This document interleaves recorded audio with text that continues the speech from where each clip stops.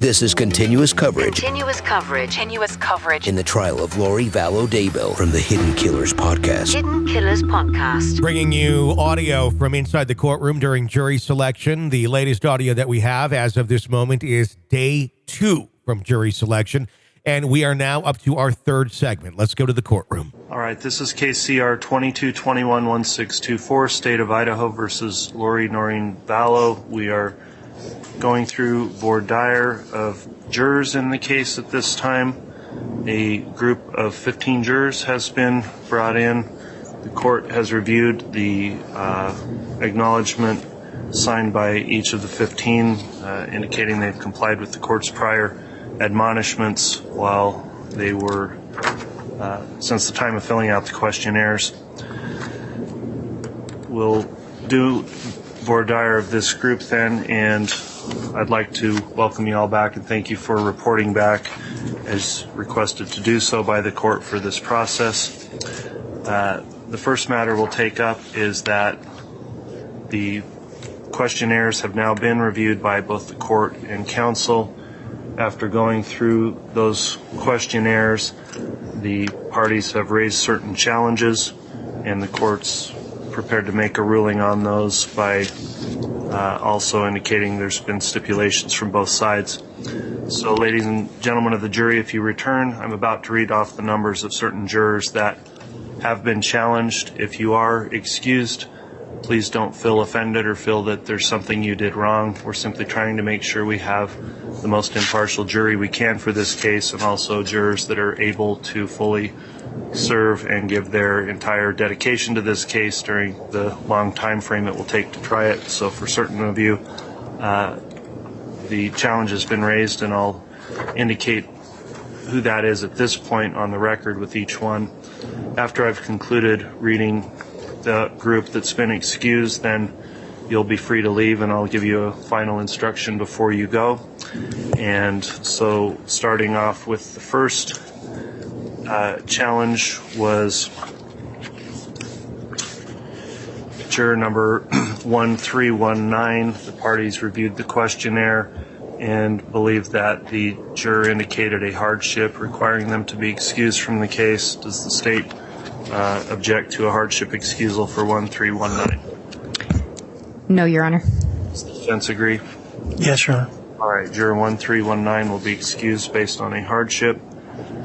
Juror 1324, that juror also, based on the review of the questionnaire responses as it relates to the time frame of the trial, indicated a hardship. The state and defense have both raised a challenge on that cause, and the court would find good ground as well. Does the state agree that juror 1324 can be excused for hardship? Yes, Your Honor. Does the defense agree? We agree. All right, thank you, counsel. Juror number 1326. Upon review of the questionnaire for this juror, the parties determined that a challenge should be raised for the reason of bias, and the court, upon review of the questionnaire, also confirms that. Should juror is the challenge on 1326 from the state for bias? Yes, Your Honor. All right, does the defense agree with the challenge? We do. Very well. Juror 1326, the court will affirm, has been excused also on the basis of bias. Juror number 1377. Court's also reviewed the questionnaire there. Does the state challenge juror 1377 on the grounds of bias? Yes, Your Honor. Yes, Your Honor. Defense agree with the challenge? We do. All right, the court agrees as well that based on some pretrial exposure to the case of by this juror, news coverage of the case, they'll be excused. Juror number 1554.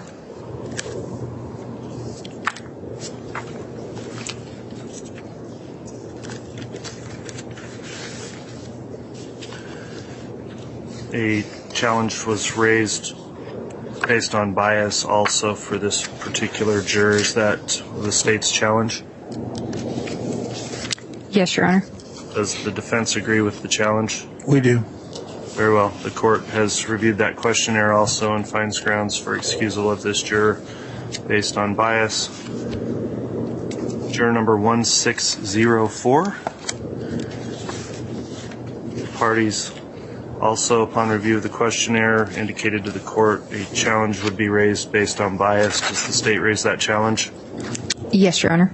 And does the defense agree that this juror should be excused for bias? We agree. The court will find that also for an excusal for cause for juror 1604. And then juror 1621.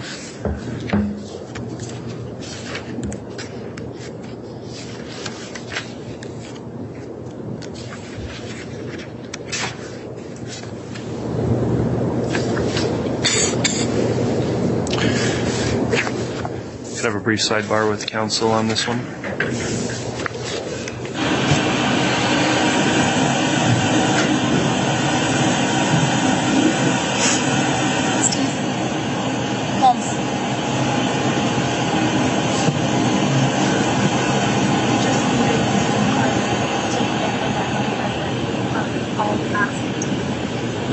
But just for the sidebar, I need it. So, yeah, I'll ask him if would you hit the button when they get back up there. Yeah, the one in front of the church. Thank you.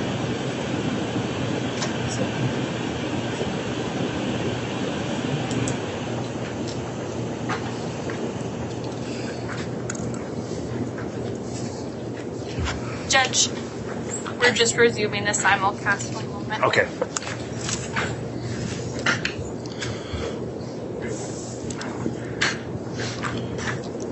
It's live. Thank you, Judge. Okay, thank you.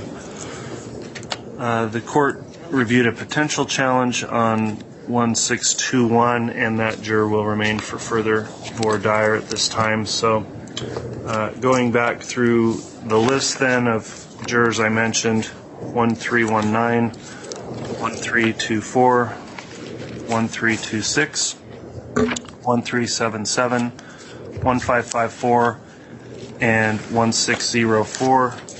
The court will excuse you from your jury service. The court very much and the parties appreciate the time you've committed to come in and fill out your questionnaires and return today. Please don't take any offense on the fact that you've been challenged.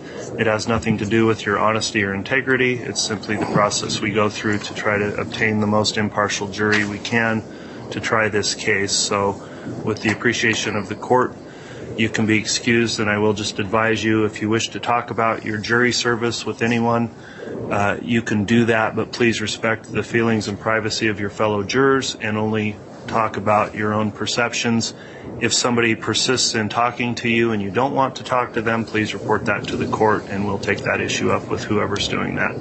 So that will conclude your service for today. If I read your number off, and you can be excused.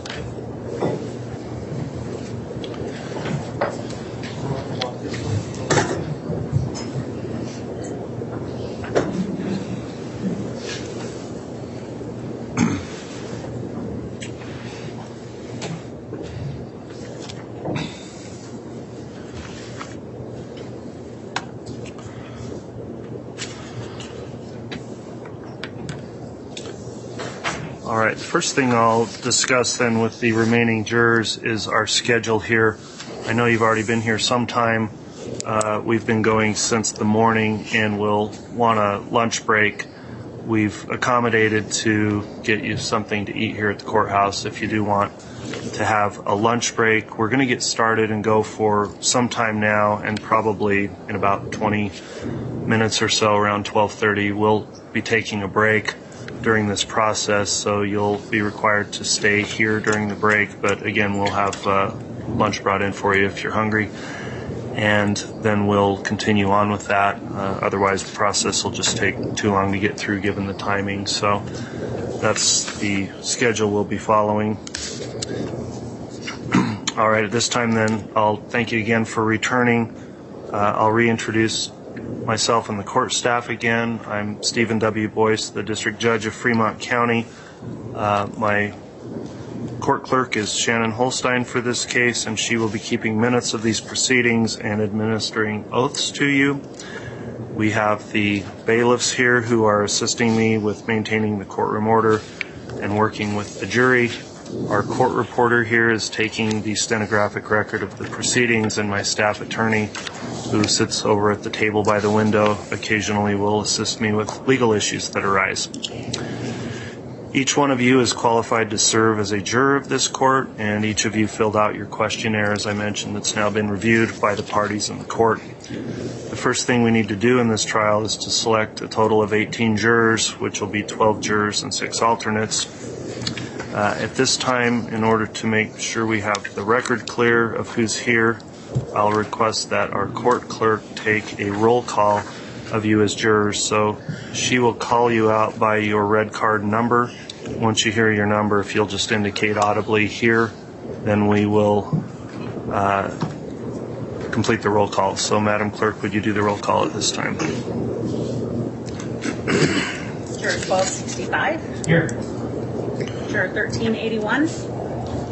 Juror 1462. Here. Juror 1465. Juror 1535. Juror 1560. Juror 1621. Juror 1628. And Juror 1631. Okay, thank you. This time the court will then introduce the parties and the case again to assist you in understanding this process. The case has been brought by the state of Idaho. I'll sometimes refer to the state as the prosecution. The state is represented at this trial by Lindsay Blake, who's the prosecutor for Fremont County, by Rob Wood, the prosecutor for Madison County, and by Special Appointed Prosecutor Rachel Smith. The defendant, Lori Vallow, is represented by her attorney, Jim Archibald, and her attorney, John Thomas. Thank you, counsel. This case is a criminal matter, which means the defendant has been charged by the state of Idaho with a violation of the law. When you were here last week to complete your questionnaires, the court read a summary of the charges that are contained in the indictment. I'll read you a more brief version of that indictment at this time the list of the charges included in the indictment.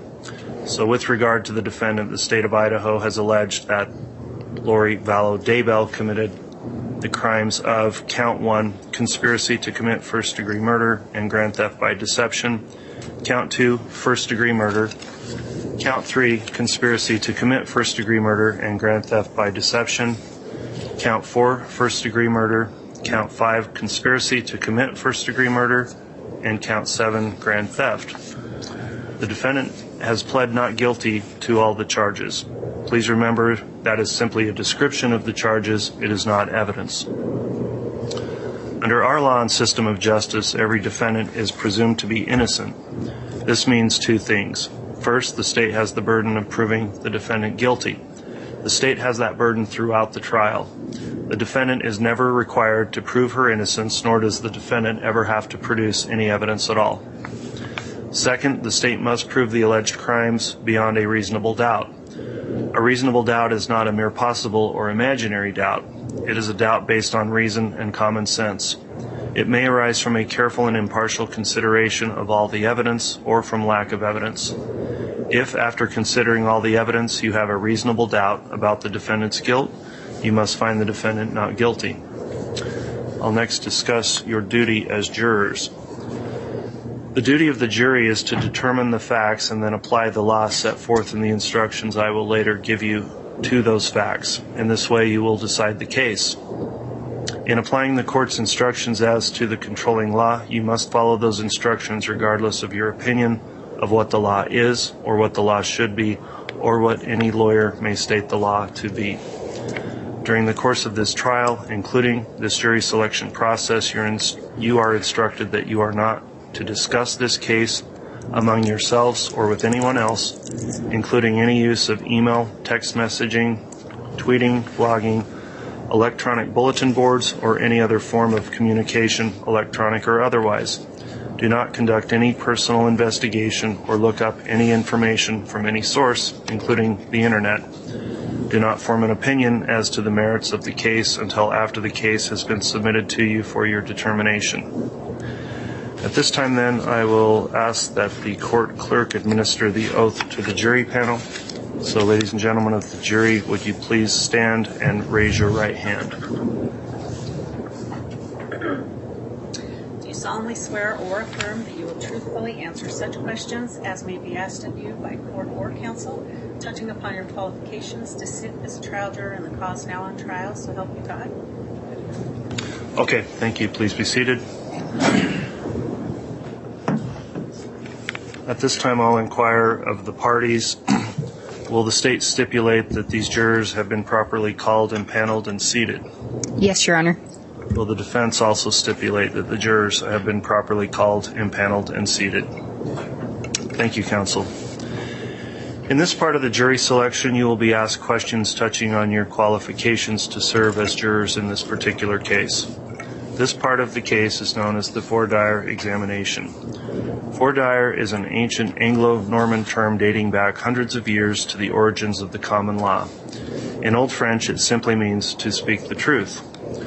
Voir dire examination is for the purpose of determining if your decision in this case would in any way be influenced by opinions which you now hold or by some personal experience or special knowledge which you may have concerning the subject matter to be tried. The object is to obtain 12 persons who will impartially try the issues of this case upon the evidence presented in this courtroom without being influenced by any other factors. Please understand this questioning is not for the purpose of prying into your personal affairs, but only for the purpose of obtaining an impartial jury. Whenever you need to answer a question, I would ask that you just raise that red card you have with your juror number. We'll also instruct the attorneys to only refer to the jurors by using the red card. I'll also indicate that for your privacy, there are cameras that in the courtroom for the simulcast that's occurring in 2 other locations, but you are not on those cameras. So we'll use the red card numbers for anonymity of the jurors in order to keep a clear record. When you're asked questions, if it's yes or no, please answer verbally yes or no instead of shaking your head or nodding your head or saying uh-huh or uh-uh. Also, please try to avoid talking at the same time as any attorney questioning you or the court so that the record remains clear that way also. In this case, there's been a lot of pretrial media coverage and publicity. We want to make sure that you don't discuss any facts you know about the case in front of your fellow jurors, because there will be a time to discuss that with you individually regarding any knowledge you may have about this case. Also, if there are any other matters of a sensitive personal nature that shouldn't be heard by the public, then we can also arrange to discuss those matters in private with you, and counsel is instructed to notify the court if we're going to question jurors on any of those issues. I'll also instruct the attorneys for both parties to avoid repeating any questions that have already been asked, and the attorneys do have the right, however, to direct follow-up questions to jurors regarding any response to previous questions. In terms of the juror challenges, as you've seen here today, several jurors have already been challenged. Again, each side does have challenges called for cause, by which I mean that the side can ask a juror be excused for some specific reason. In addition, each side has a certain number of peremptory challenges, by which I mean each side can challenge a juror and ask that he or she be excused without giving a reason for the dismissal. If you're excused by either side, please do not feel offended or feel your honesty or integrity is being questioned, because it is not. At this time, then, the court will commence with the beginning of my questions for you.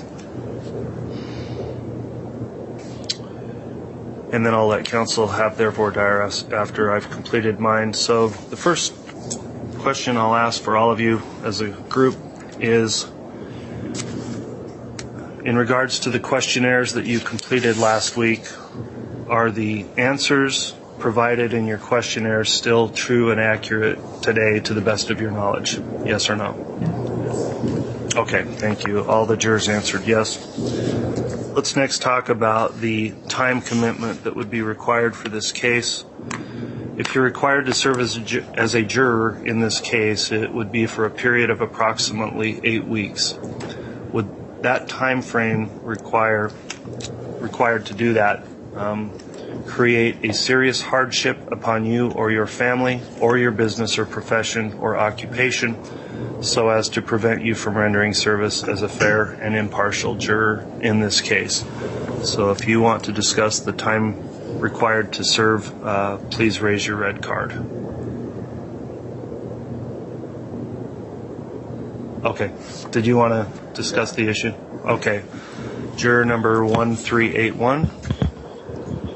I work for the banking system, so I have obligations that way, and then I have prior travel arrangements next week, so I don't know if that will conflict or not. All right, let me ask some more questions about your employment. Have you discussed with your employer the possibility that you may be required to serve here? Yes. And did they? What did they indicate would be their policy? They're okay. It's just they got to find somebody to cover for me, I guess.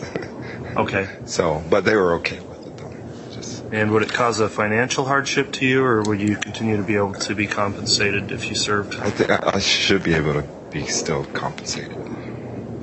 Okay, and the attorneys will have some follow-up questions, I'm sure. Can you explain a little more about the travel arrangements you have when that is? My son, he's a senior in University of Montana. He runs track, so we already had a prior commitment to go down to Long Beach to watch him in his track.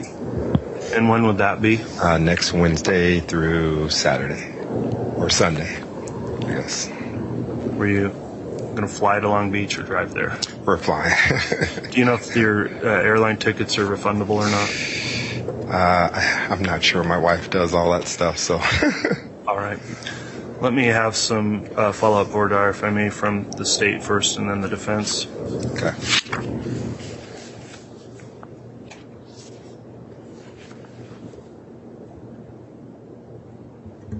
The state doesn't have any follow-up questions right now. All right. Does the defense? Your Honor, the defense does not have any objection to excusing this juror for cause based on his hardship. What's the state's position on a for-cause excusal for hardship for this juror? Your Honor, I think with the request to move him for cause, we would have a follow-up question. Go ahead. So, sounds like you have a trip planned to watch your son run track. Not sure if the tickets are refundable or not. If they are refundable, is there another opportunity that you would have to go watch your son run track, or is this a single event? Could we get the microphone to him so we'll get that response on the record? Thank you. It's not a single event. He's in track season, but it's to going to California. It's his first time going. He's a senior, and this is his last year of running track.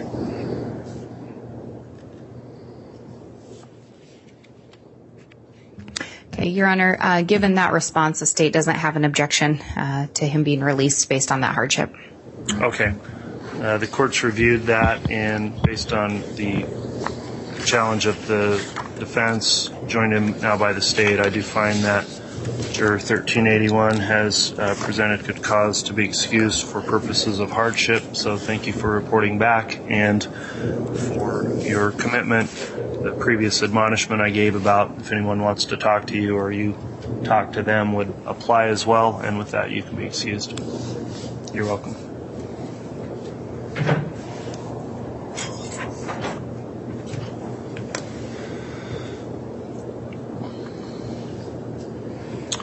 All right, when I initially asked also, I didn't see any other people raise their hand on the time commitment. Okay, we do have another juror that would like to discuss that, and that is juror 1560.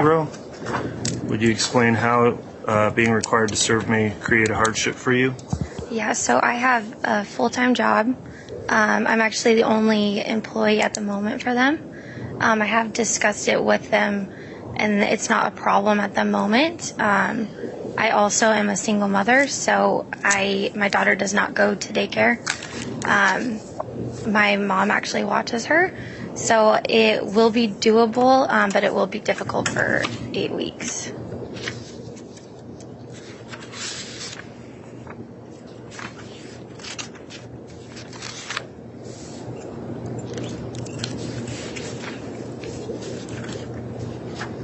All right.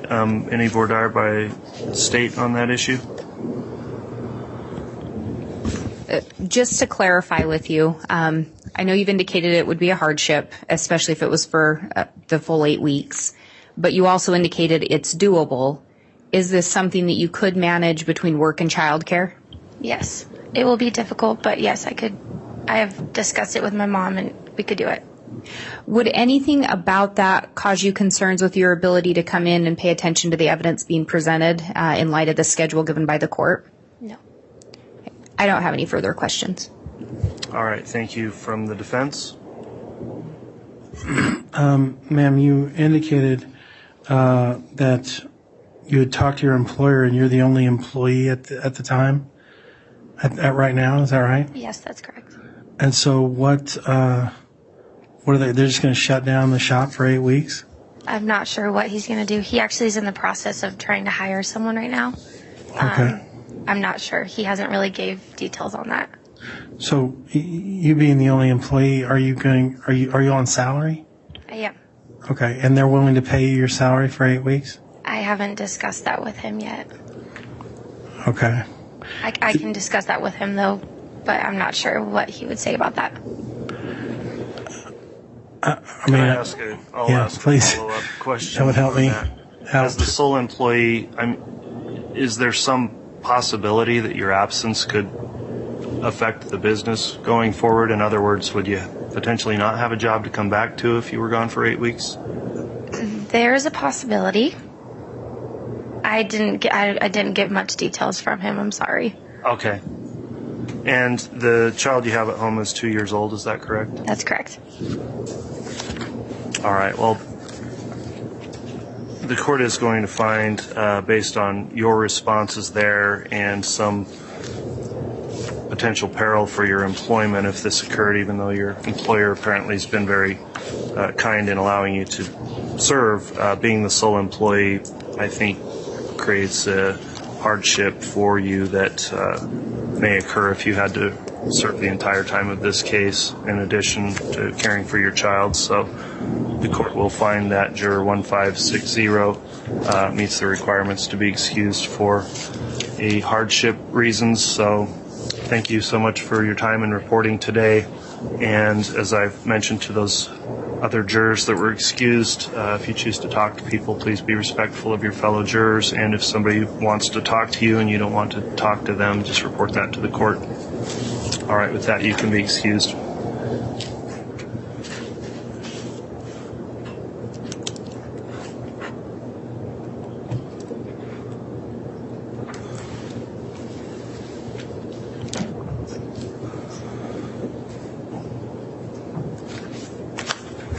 On the issue then of the time frame required to serve, did anyone else have a concern? All right. Let me next go through questions about, well, I'll indicate on the knowledge of the case section, we'll come back to that individually with you about any information you have about this case that you learned before you came to court. I'll next ask you some questions about the subject matter of this case. Would the subject matter of this case, which involves charges of murder, conspiracy, and theft, would that make it impossible or difficult for you to fairly and objectively evaluate the evidence in this case and render a fair and impartial verdict? All right, all the jurors said no. There's next questions I need to ask you, which might seem obvious based on your questionnaire responses, but in order to determine if there's any implied bias under Idaho law, I ask these questions of every juror. Are any of you related by blood or marriage to the defendant, and I'm referring to the defendant Lori Vallow, or do you know her from any business or social relationship? Okay, everyone said no. Does the relationship of guardian and ward, master and servant, employer and employee, creditor and debtor, landlord and tenant, boarder or lodger exist between any of you or any of the attorneys? Okay. Everyone said no to that. Are any of you a party in any civil litigation against the defendant?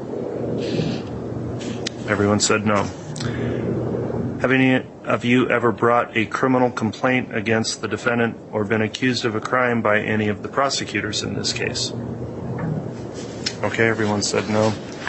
I'll next have the counsel introduce themselves and who works in your offices in order to go through the next set of questions. So starting with the state, if you'd please introduce yourself and also the other prosecutors and attorneys in their offices, then we'll ask the defense.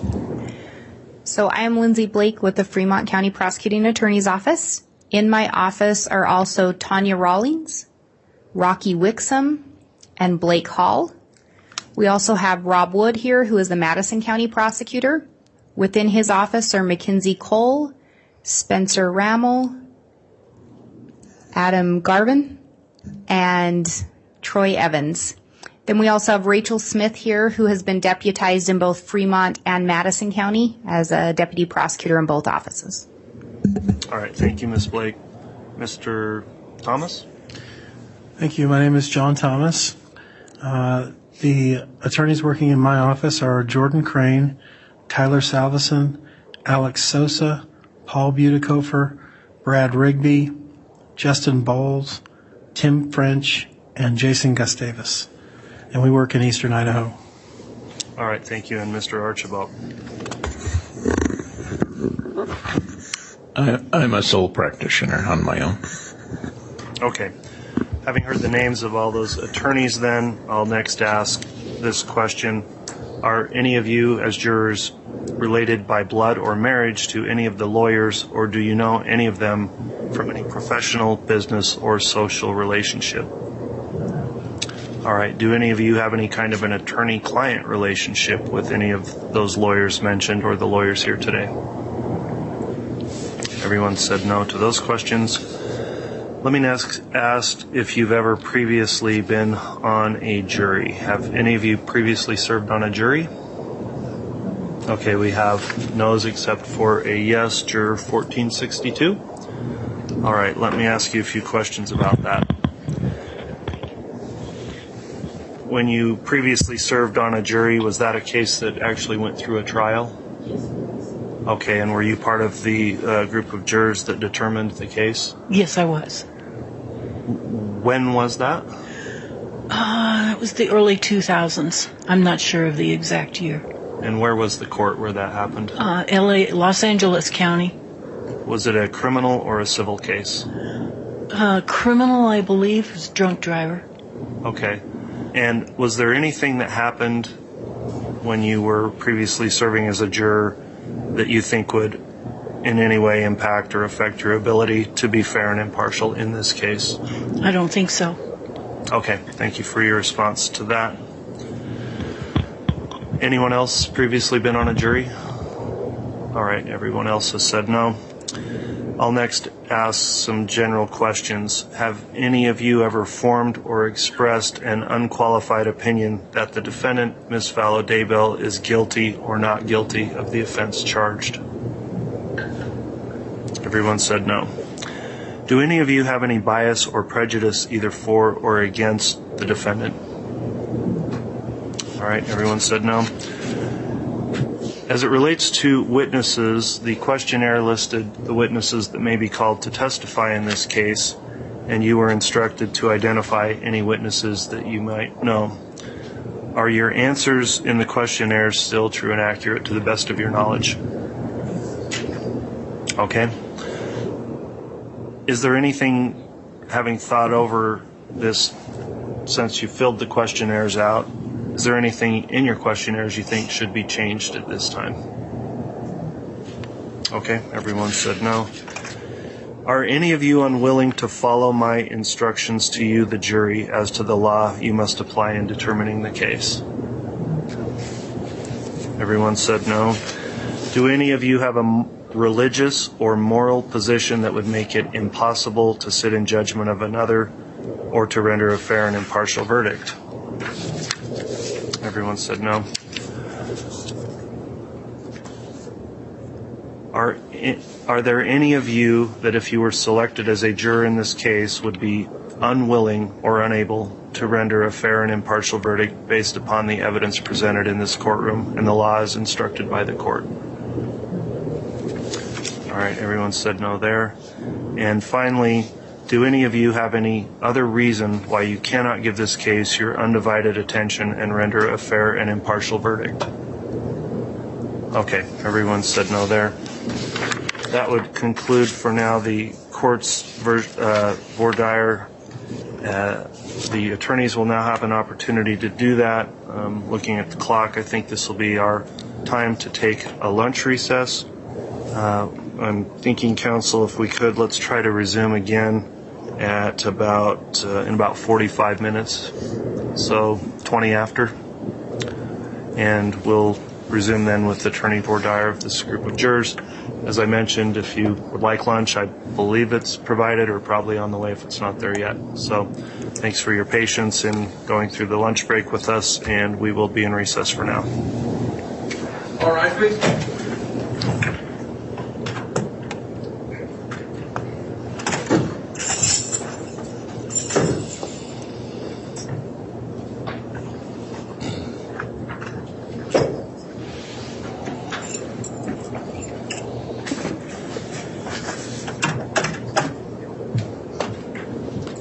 Thank you. Please be seated.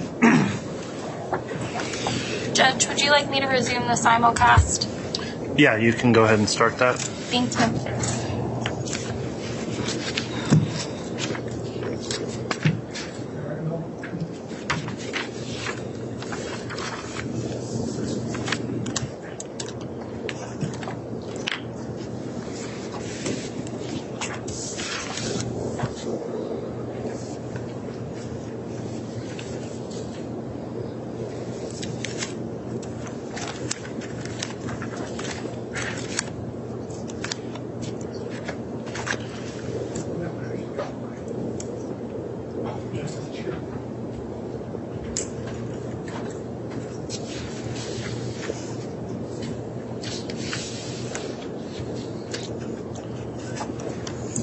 Judge, the simulcast is going.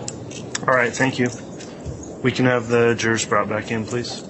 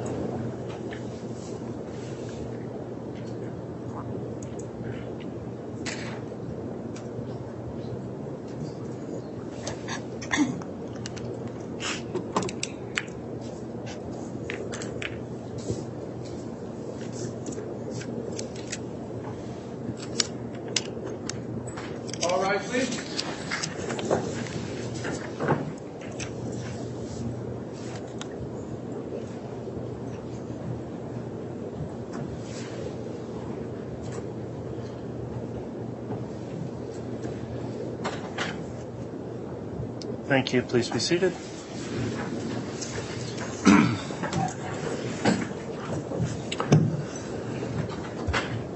Okay, we are back on the record. Case CR 2221-1624, State versus Lori Vallow. We had a lunch recess. We're resuming for Dyer of today's second group of jurors. The court has reviewed the seating chart and finds that the remaining jurors are all properly seated. And here, the court had just concluded its own voir dire examination. I'll note counsel's all present and the defendant is present as well. At this time, then, the court will pass the voir dire to the state to conduct any questioning you have at this time. Ms. Blake?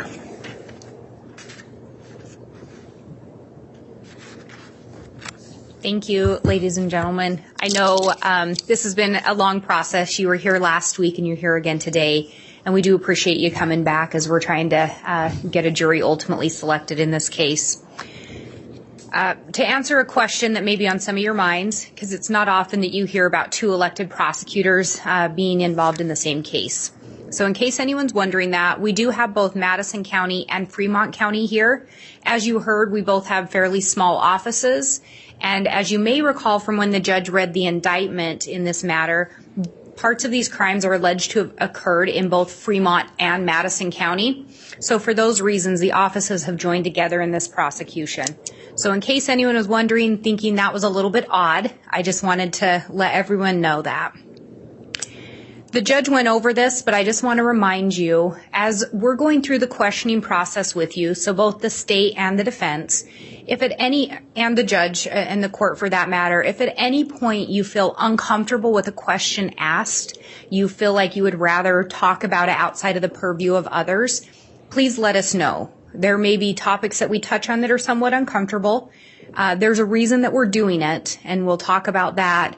But please don't hesitate to raise your hand. And the reason for that is we do want to make sure that we have all the information that may be necessary. If there's something that you feel the parties may know that could affect your ability or you have concerns about serving, that's what we want to hear. And so please don't hesitate to do that. And that leads into part of what we're going to ask you to do today. If I use the term brutal honesty, I want you to think about what that means to you. And juror 1631, I'm going to ask you, if you hear the term brutal honesty, what comes to mind or what would that mean to you? To me, it means telling the truth regardless of consequences.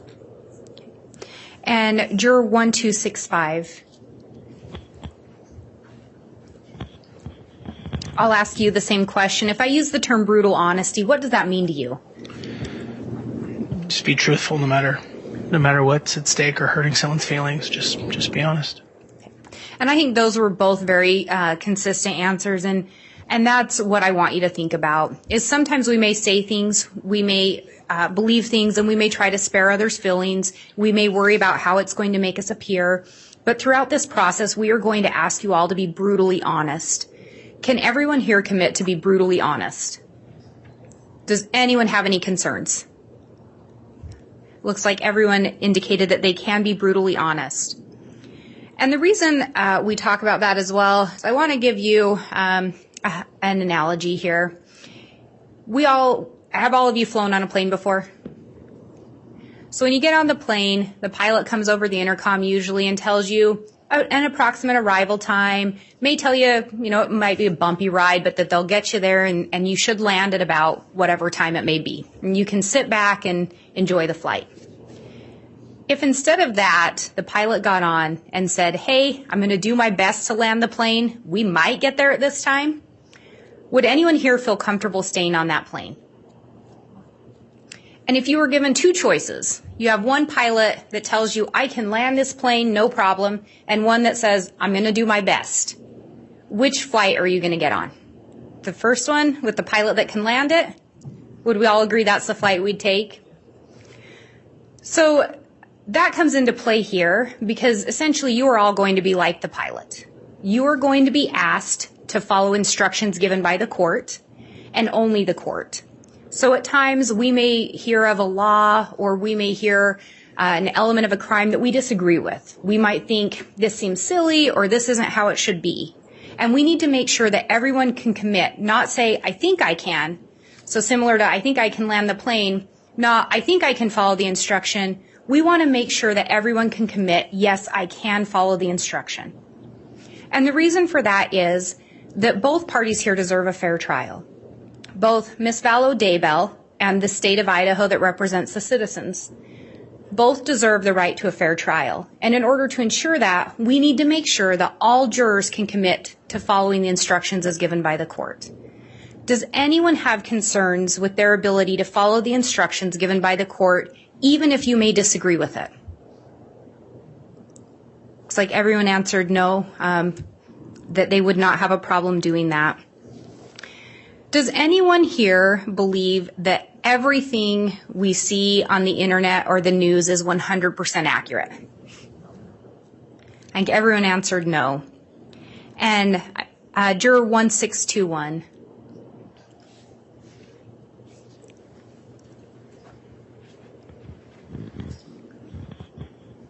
Why would you not believe everything on the internet is 100% accurate?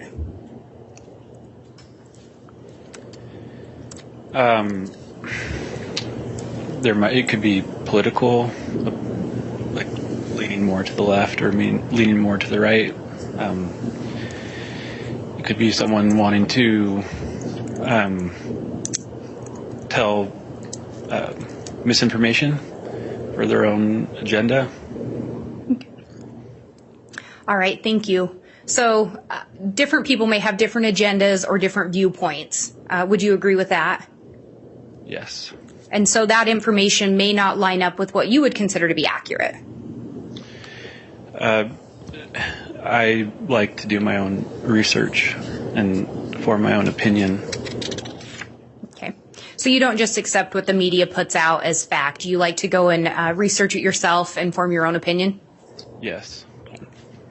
And I'll ask juror 1465. And why do you not believe everything on the internet or in the news? If you listen the next day, it's different. So many untruths are being told. Okay, thank you. And we're going to touch more on publicity later, and I think the judge let you know that'll be done separate and individual voir dire. With the next thing I want to talk about a little bit is the nature of this case. And again, the court touched on this. Just want to follow up a little bit. This is a case in which you are going to hear about the murders of 2 children and a mother of 5. Knowing that you are going to hear information and evidence regarding those things, does that cause anyone concerns about their ability to sit on a jury in this matter? Some of the evidence may not be the easiest to view in this case, and you were asked on the questionnaire about the potential to review some disturbing images. Knowing that there may be some evidence that's difficult to look at and that you may have a reaction to, which it's normal to have a reaction, does anyone have concerns that their reaction would be such that it would overcome their reason and common sense?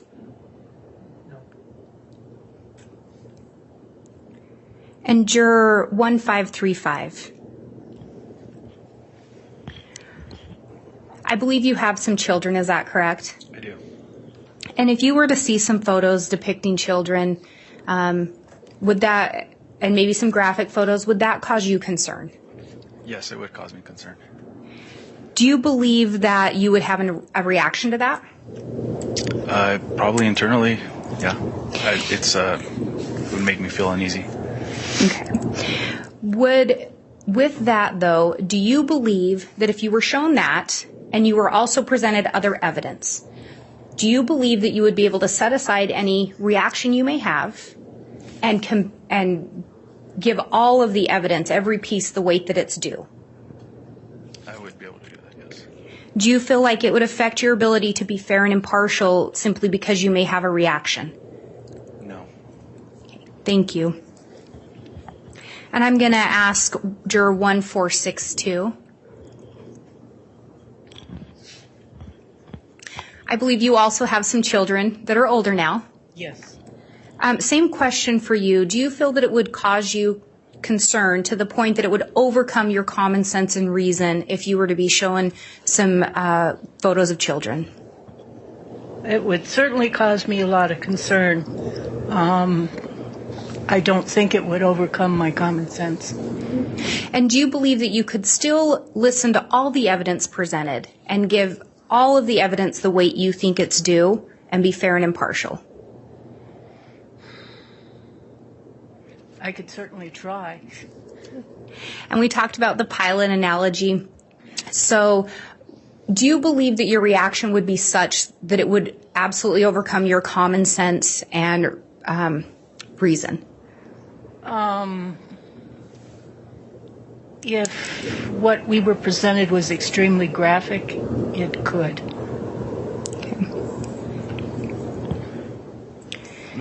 Ms. Blake, on this topic, I think it needs to be asked if you look at her answer to question 13 on page 9. Yes. Thank you. And I think in your questionnaire and what the judge is just referencing is you had indicated that blood makes you nauseous and that it may make you likely to faint. Yes, it does. I can't watch people draw blood or anything like that. So, and when you say you can't watch people draw blood, that would be if you were there in person actually watching it.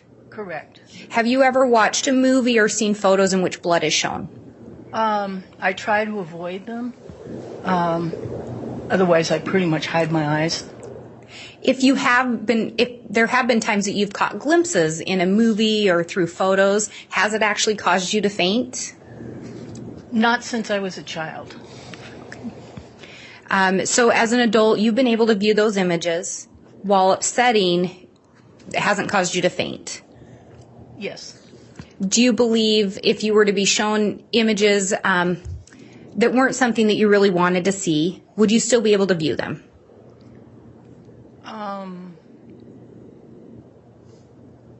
Yeah, I'd be uncomfortable, but I could view them. And I think it's normal to be uncomfortable. So then the question would be, would that uncomfortableness make it so that you could not view other evidence and fairly weigh all the evidence presented? No, I think I could do that. Thank you. And I'll ask juror 1628. I believe you also have some children. Yes, ma'am.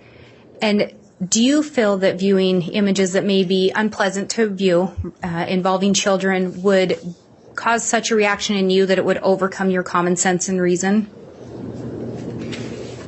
I think it would be distressing, but I think I'm a pretty level-headed person overall. So do you think that you could view evidence of that nature and give it the fair weight due along with other evidence presented in reaching a fair and impartial verdict? Yes, ma'am. Thank you. And the reason we go over some of this stuff is, like I said, and I just want to reiterate, all parties are entitled to a fair and impartial trial, and that goes for both Ms. Vallow Daybell and the state of Idaho. So that's why we go through these questions with you, just to make sure that we are selecting a jury that can be fair and impartial. So with that, I'm going to turn things over to Ms. Smith with the state for some further questions. Thank you all for your time.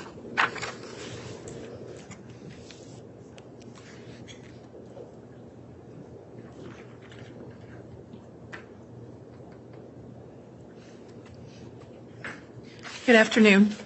Thanks. I'm going to spend just a couple minutes following up on some things in some questionnaires involving some making sure that there isn't a misunderstanding of or some ideas that are floating out there that as to the law, and making sure we can all follow the court's instructions, because the law, as Ms. Blake has said and the court has said, is given to you by the court. I just wanted to follow up just a little bit. Let me start with juror 1628.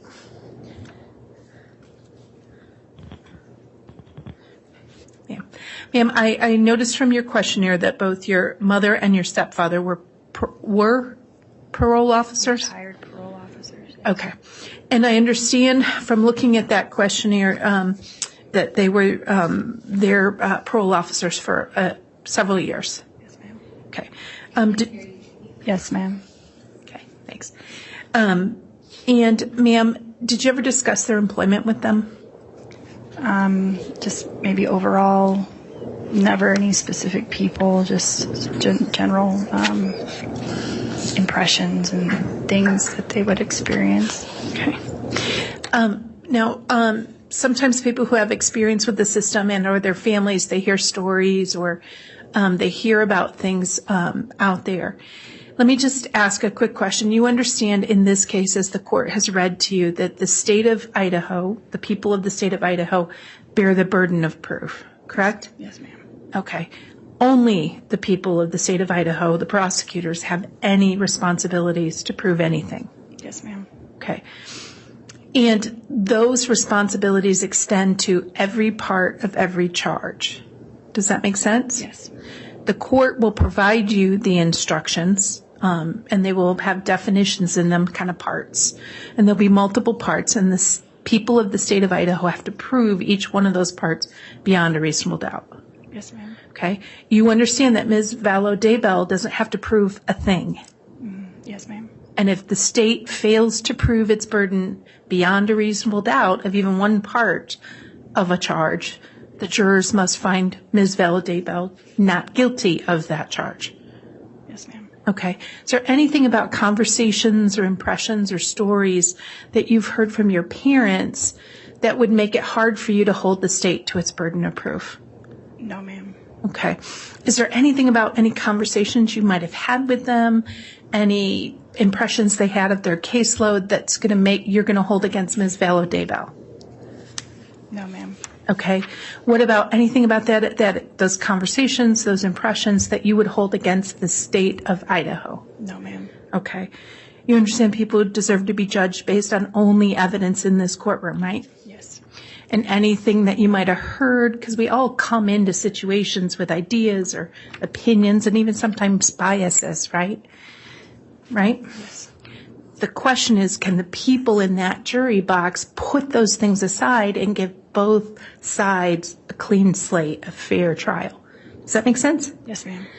Is there anything about either your conversations with your parents or things that you have heard in this, in this process that's going to make it difficult for you to do your duty to both sides? No, ma'am. Okay. Thank you, ma'am. Now I'm going to ask you all to listen to my conversations with jurors because I'm not going to ask every time, does anybody have a reaction to that? But the idea is we learn from each other. And if there is something like Ms. Blake said, if there's something that triggers, only you know what's going on in your head. And it's too important to Ms. Vallow Daybell and to the people of Idaho that you tell us. We aren't clairvoyant, okay? All right. Juror 1465. Yes, ma'am. I believe I read that your granddaughter is a deputy attorney general? Yes. Does she do, and I think she said she prosecuted cases? She has in Oregon. Okay, in Oregon. Mm-hmm. In the state of Idaho, however, is she doing prosecution or is she doing civil? I honestly don't know. Okay.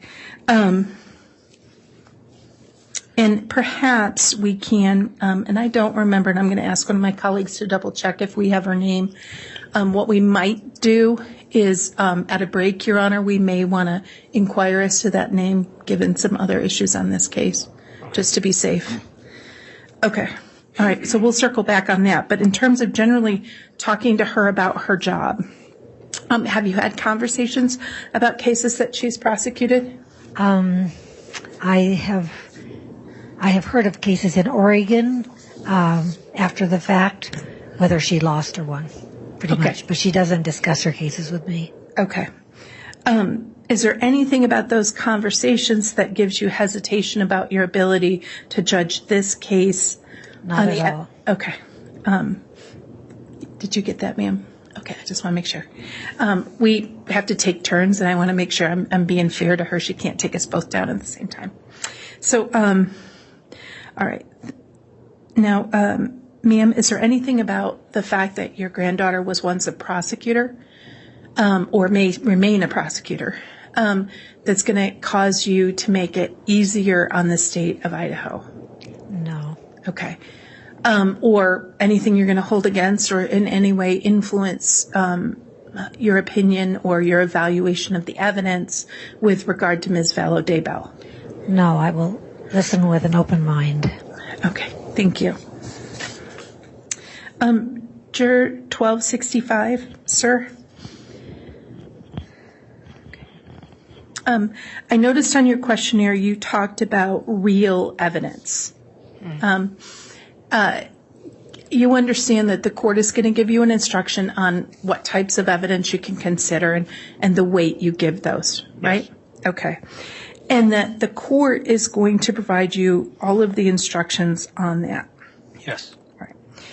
If the court's instructions discussed your ability under the law to evaluate circumstantial evidence, okay? Okay. And given in sight of your real evidence, that's why I want to follow up on this with you. Let me do this. I believe you have children? Yes. Okay. If you walked into the kitchen and you had told all the kids, do not open the cookie jar, do not eat the cookies, they're for dessert, don't touch them. Okay. And one of them, no matter how cute they are, is standing there. They got crumbs on the front. They got chocolate around their mouth. They got chocolate in their teeth, and their hands have crumbs on them. Okay. Okay? You with me? Yep. But they don't say a word. Are you going to be, is your reason and common sense going to lead you to the conclusion that they ate the cookies? And cookies are missing, by the way. It's going to cause me to ask them probably first what happened to, it looked like you had the cookies, yes. Right. And so you're going to, on your reason and common sense, you're going to have a belief that they ate those cookies, right? Yes. Okay. That's called circumstances, right? And so that is evidence the same way as, say, a fingerprint or DNA. Okay. Does that make sense? Yeah. Okay. So in your discussion on, and the court is going to give you those instructions that we talked about. He's going to tell you that we have to prove each one of those things beyond a reasonable doubt. Yes. Okay. And I keep saying that because that's up the state's burden and we welcome it. That's our job and we're okay with that. And I really want to make sure everybody understands that. Okay. Yeah. But he's going to tell you we have to prove each parts of those definitions beyond a reasonable doubt. But he's not going to tell you how we have to do it. Yeah. He's not going to give you a formula. He's not going to say you got to give a certain type of evidence in order to convict somebody. Right. Right. In fact, jurors can even, under the instructions, consider convicting somebody based on circumstantial evidence alone. Okay. Okay. Given your comments about real evidence, I just want to make sure if the state proved to you beyond a reasonable doubt all parts of a definition, so that your reason and common sense leads you to believe we've proven each of those parts, but the evidence you saw was only circumstantial evidence, but you believed each part. Yes. Could you still consider convicting somebody if all you saw was circumstantial evidence? Yes, and my real evidence was for what was presented in the courtroom, not something that somebody had talked about outside. So that's what I meant by real evidence. Excellent. Thank you. I just wanted to make sure. I appreciate that. Yeah. Did all the jurors, I thought I saw juror 1621 kind of look up when I talked about circumstantial evidence in that conversation.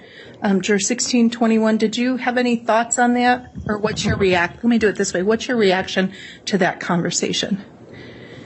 Could I get the definition of circumstantial? Well, let's use the cookie jar analogy without getting into definitions of the law because I don't want to do anything that would violate the court's order. But let's say you're in the kitchen and you see children and they've been told stay away from the cookies and then there's crumbs, there's the chocolate on the fingers, there's the chocolate on the mouth, cookies are missing. Those are circumstances. Does that make sense? Yes. Okay. Could you, if the state were to prove each part of the definition to you beyond a reasonable doubt, but the state only supplied circumstantial evidence to you? Okay. They didn't produce an eyewitness, but they produced circumstances that led your reason and common sense to believe each part had been proven beyond a reasonable doubt. Could you consider convicting somebody with circumstantial evidence? Yes. Was there hesitation, or you just... No hesitation. Okay. Anyone else have a reaction to that? Okay. Thank you, sir.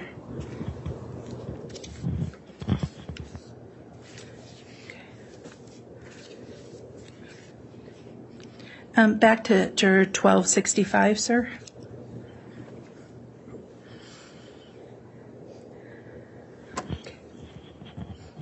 I see you're a marriage coach. Yes. Is that your profession? Yes. Okay. Have you taken any criminal justice courses, psychiatry, psychology courses? None. Okay.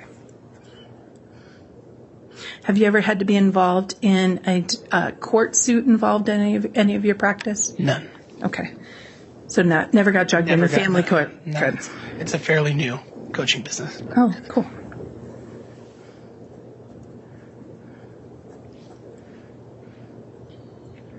Okay. And is that a faith-based coaching practice? It has faith-based options, but you don't have to have faith to go through it. Yes. Understood. And so I anticipate, let's talk a little bit about witness credibility, if we could, Sure. With regard to that. Jurors are required to evaluate the testimony of people in a courtroom based on their answers, perhaps considering their training, their background. Does that make sense? Yes. And it is possible you will hear evidence about a witness's sort of religious beliefs. Now, it is certainly something you can consider in assessing their credibility on whether you believe them or not.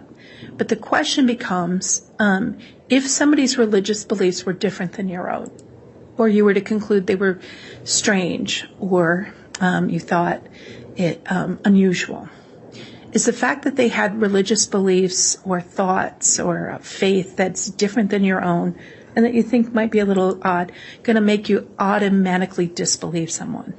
No. Okay. And there are people who have such strong faith that they really just can't assess someone. Is there any way that you have any of those concerns? Not at all. Okay. Did anyone else have a reaction to that? Okay.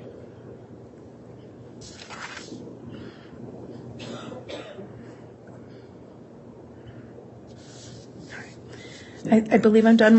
One moment. Let me check with my team if I may, Judge. Yes. Thanks.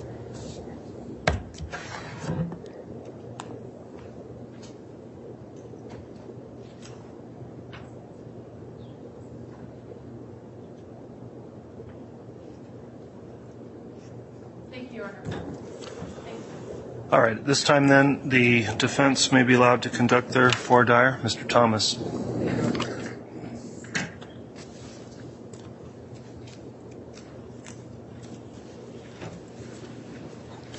Good afternoon. Just have a few questions. I'm probably not going to be as long-winded as I have been in the past, so because the prosecution and the judge have asked a lot of the questions I'm going to ask. But I do have a couple of follow-ups. Let's see, juror number 1462. You've indicated that you have blood kind of makes you nauseous and likely to faint, but then you indicated that happened since when you were a kid, right? It still makes me nauseous, so I tend to avoid it. Okay. I'm going to be honest with you. There's going to be quite a bit of evidence that you're going to hear about, you're going to see. There's some pretty gruesome things. Is that going to be hard for you to step? Because we don't want you to come in and be part of the jury and then say, "Gee, man, I can't look at that picture," or "I can't hear that evidence because it's in it, and I'm trying to block it out," or because I think you said something about you just try to, when there's a movie or something, you just try to hide your eyes or whatever. That's not going to be an option for you. You see what I'm saying? Yeah. That could be a problem. Yeah. Okay.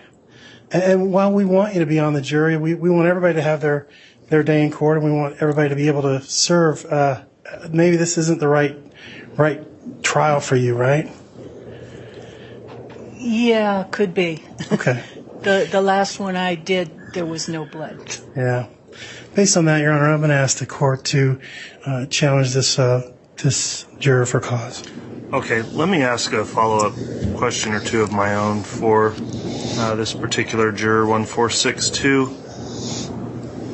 It's, I think, been pretty well explained that nobody's expected to like to see those images. The question is whether you would be able to view them if you needed to. And I'll note there could be some accommodation. For example, if somebody needed to take a break for a moment, we could do that. So I just want to let you know the court can make things as comfortable as possible, but absolutely you need to give your full attention and view that type of evidence if it's presented. So that's what I wanted to clarify in terms of how the process would work. Given that, do you feel like it would just be too uncomfortable for you to maybe remain level-headed and clear-thinking if you're exposed to that? I believe I could remain level-headed. I would be very uncomfortable. I might wish for one of those sacks from the airlines. Okay. Mr. Thomas, I asked my questions. I'll let you ask any follow-up in the state as well before we make a decision on this issue. Thank you, Your Honor. And so I know the judge said he's going to be able to make some accommodations, and I'm certainly not speaking for the court or for the judge, but some of this evidence is going to go back into the jury room with you, and you'll be talking about it with the other jurors, and you'll be looking at it, and I want you to be able to face it head on and go, yeah, I'm looking at body parts, and I'm having to focus on that and decide those kinds of things. I mean, that's going to be a reality for you. So I'm asking you honestly, just if you feel like that's not going to be something that you can do, help me out. Yeah, that would be very, very hard.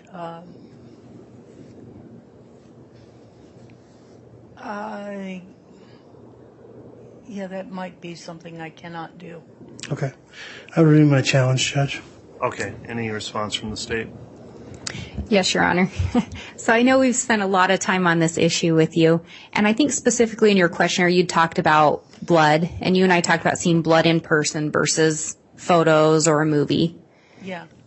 And so, and the judge talked about some accommodations. Mm-hmm. So if you needed to take a break.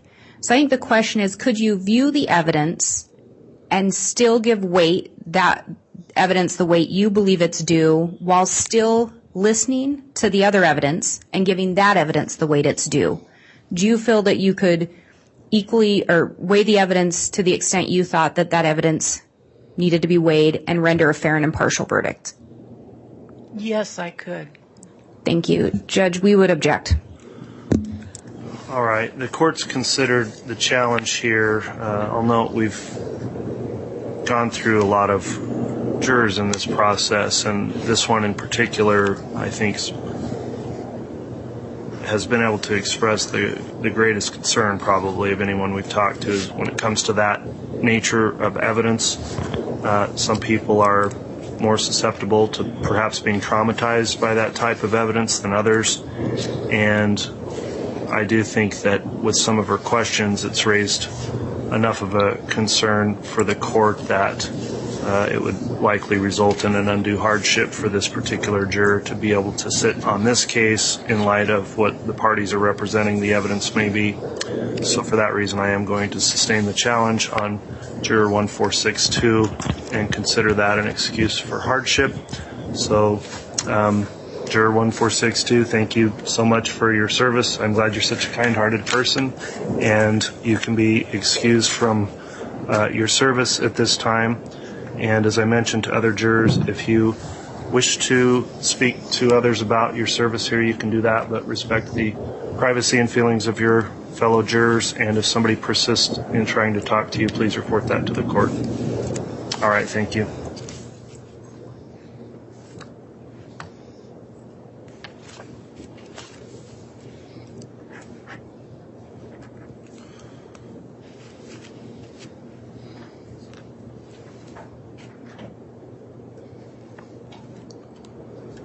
You can continue, Mr. Thomas. Thank you, Your Honor. Juror number 1621.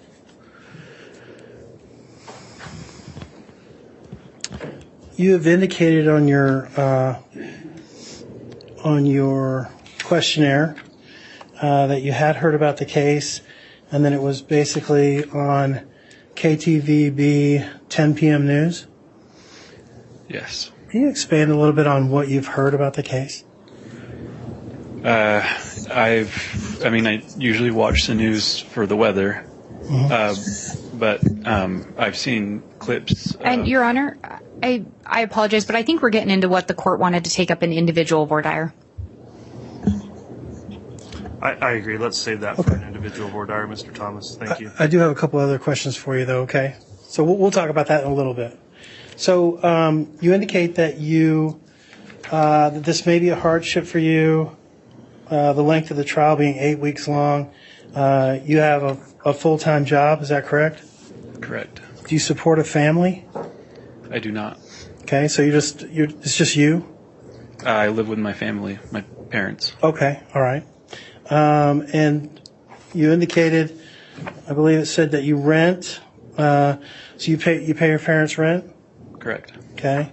And not having to be able to pay, I'm assuming are you going to work while you're on jury duty? No. Okay. So having that 2-month period of where you wouldn't be able to pay rent or basically have any income, is that going to be a hardship for you?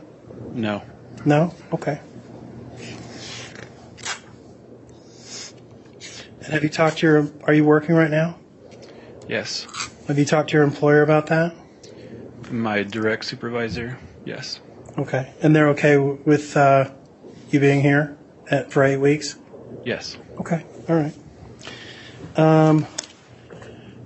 Juror number 1628. Kind of has a similar line of questioning. You have a 3-year-old at home, is that right? 2. A 2-year-old? 2 3-year-olds. Or 2 3-year-olds. Twins? Yes, sir. That's awesome. My dad's a twin. That's pretty cool. Boy and a girl, or just 2 girls or boys? Yes, sir. Boy and a girl. Wow. That is amazing. I'm sure it's really hard, but it's pretty cool having an uncle and my father the same. And then you also indicated that you had some work obligations. Is that right? Yes, sir.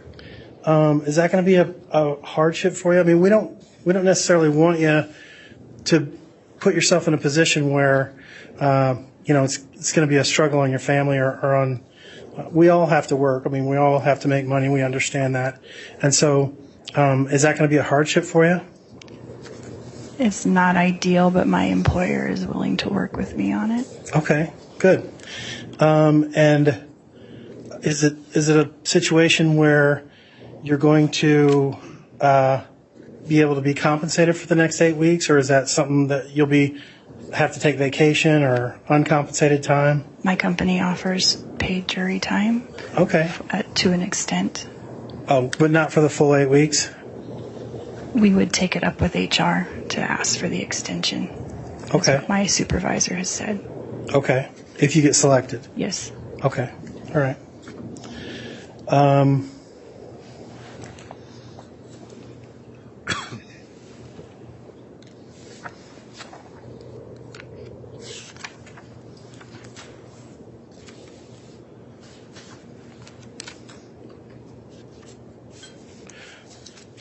You're currently in the Army, is that right? Formerly. Former.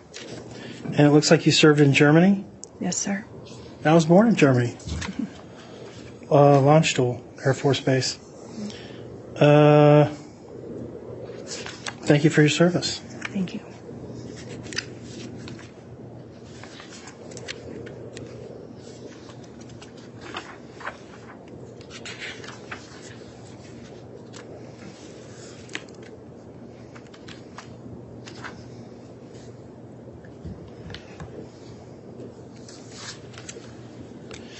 Okay, I have no other questions for you. Thank you so much.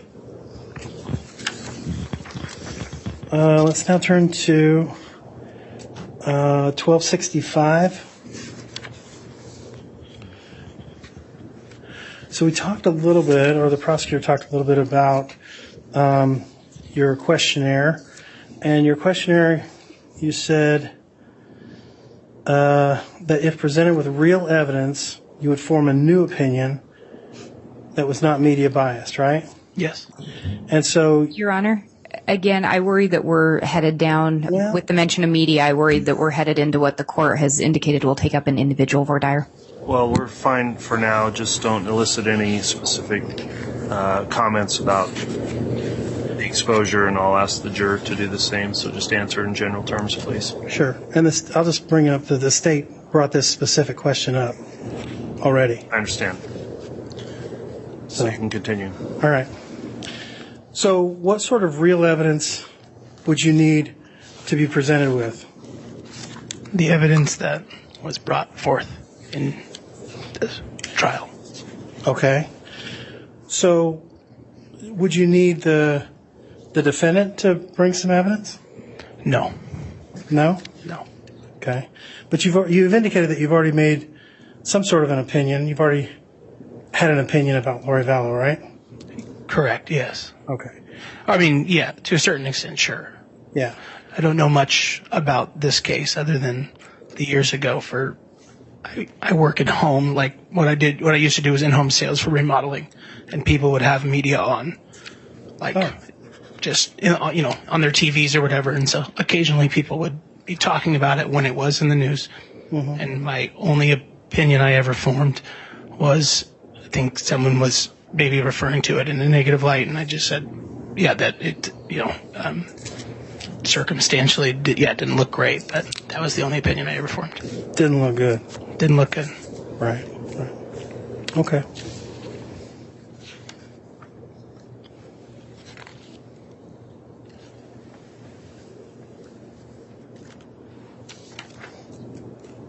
Okay, thanks. 1465. How are you today? Good. So, how do I put this? You're at an age where you can be excused based on your age. Is that something that you want to do? Do you want to be on the jury? I'm happy to serve. Happy to serve. Okay, good. Right? Okay. So it's not going to be a hardship for you to be here? Okay. All right. Good. I just want to give you that out.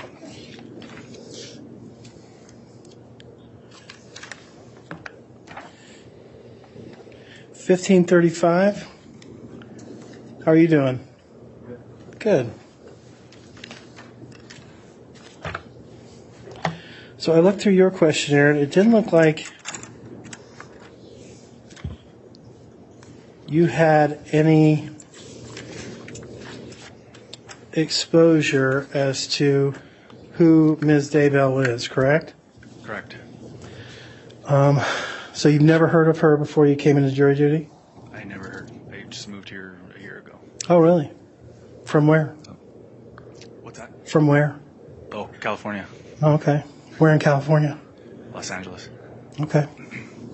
All right. Well, welcome. That's all I have, Judge. All right. Thank you, Mr. Thomas.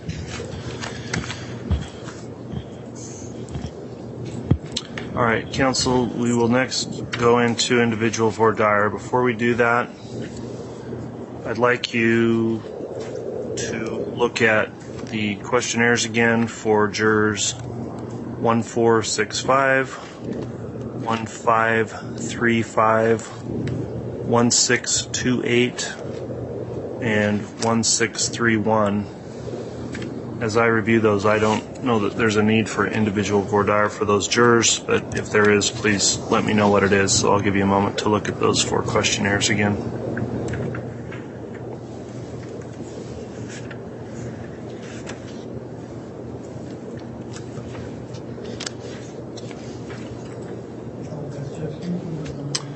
Yes. 1465, 1535, 1628, 1631.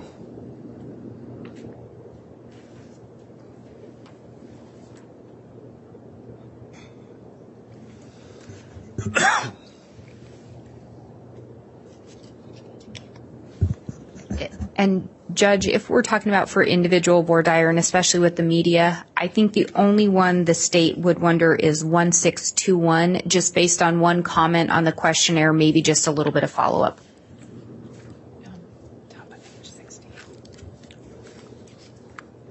And it's just talking about news sources watched, if the court's wondering. We just wanted to clarify a few things based on that. Okay, the four I identified, I thought didn't express anything that required individual voir dire. So you think 1621 fits in that as well? I think that does. Just some brief follow-up. I guess I'm confused now. So you do or do not want individual voir dire on 1621? Yes, we did think that one. We think the other numbers read by the court would not require individual voir dire. Okay. Given the court's admonishment to me about going into other things, I would just ask to be able to individually voir dire everybody on the panel about the media. Well, I think I can help make that a little more efficient by asking some general questions to those jurors. They've all indicated, before I read at least, no exposure at all, and I think they can just be asked whether that still continues to be the case. So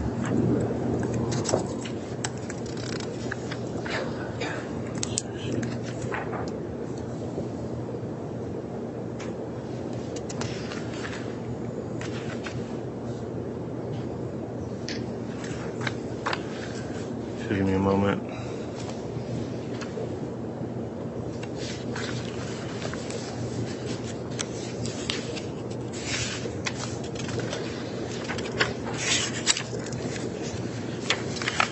So 1265 and 1535 both have expressed. Oh, I'm sorry, 1535 is not on there, so I guess it's just 1265 certainly would require individual voir dire, know something about the case. The others then, let me just ask you as a group, in your questionnaires, you all indicated essentially you just didn't know anything about the case. So if you put that in your questionnaire, other than what was advised of you in court when you came in to fill out your questionnaires and today, other than that, is it still correct that you don't have any information about this case? Yes. Okay, let me just go down the list. I probably have somewhat lost track now, but 1265, I wouldn't ask you because you've indicated you do, and we'll talk to you about that. 1465, is that correct? That you don't know anything about this case and didn't? No. So that's correct? That's correct. Okay. Sorry. All right. 1535, is that correct? That's right.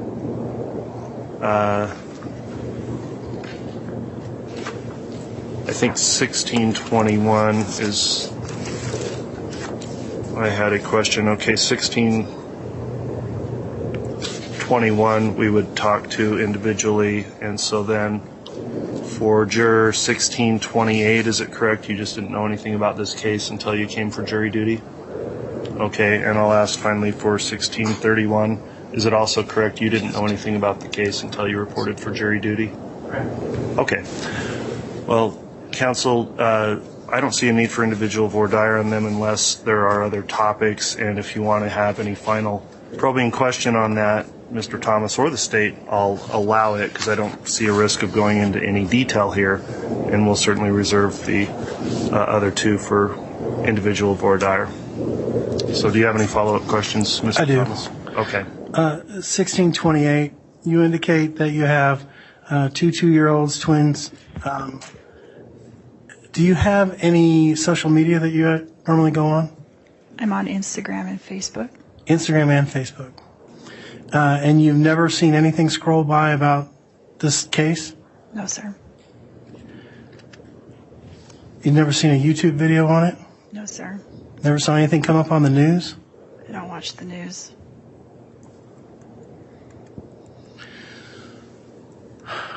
Okay.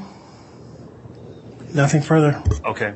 Does the state have any follow-up, Board Dyer, before we go to individual? No, Your Honor. Okay.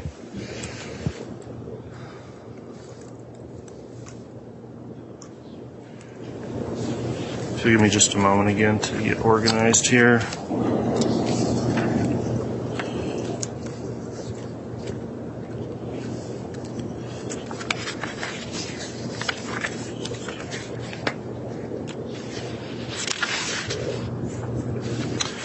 All right, we'll be talking individually to jurors 1265 and 1621. Let me go through the others that I've got here and ask then, on juror 1465, does the state pass that juror for cause? Yes, Your Honor. Does the defense? Okay, juror 1465 has been passed for cause, so we won't do individual Board Dyer with them. Juror number 1535, does the state pass that juror for cause? Yes. Does the defense as well? Yes, Your Honor. Okay, juror 1535 has been passed for cause. Juror 1628, does the state pass that juror for cause? Yes, Your Honor. Does the defense pass that juror for cause? Yes, Your Honor. All right, juror 1628 is passed for cause. And juror 1631, does the state pass that juror for cause? Yes, Your Honor. Does the defense pass juror 1631 for cause? Yes, Your Honor. Okay, so we will have all of those jurors, we'll have everybody except juror number 1265 retire to the jury room, and we will individually conduct questions with juror 1265, and then we'll come back to 1621 after that. If all would please rise for the jury.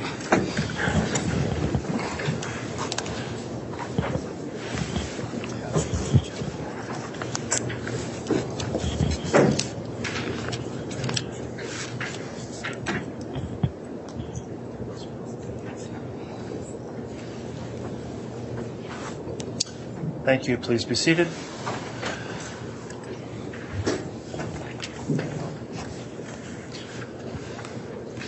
All right, juror 1265, first of all, I want to let you know you're not in trouble for being here as the only juror sitting there right now. Just telling the truth, so. Sure.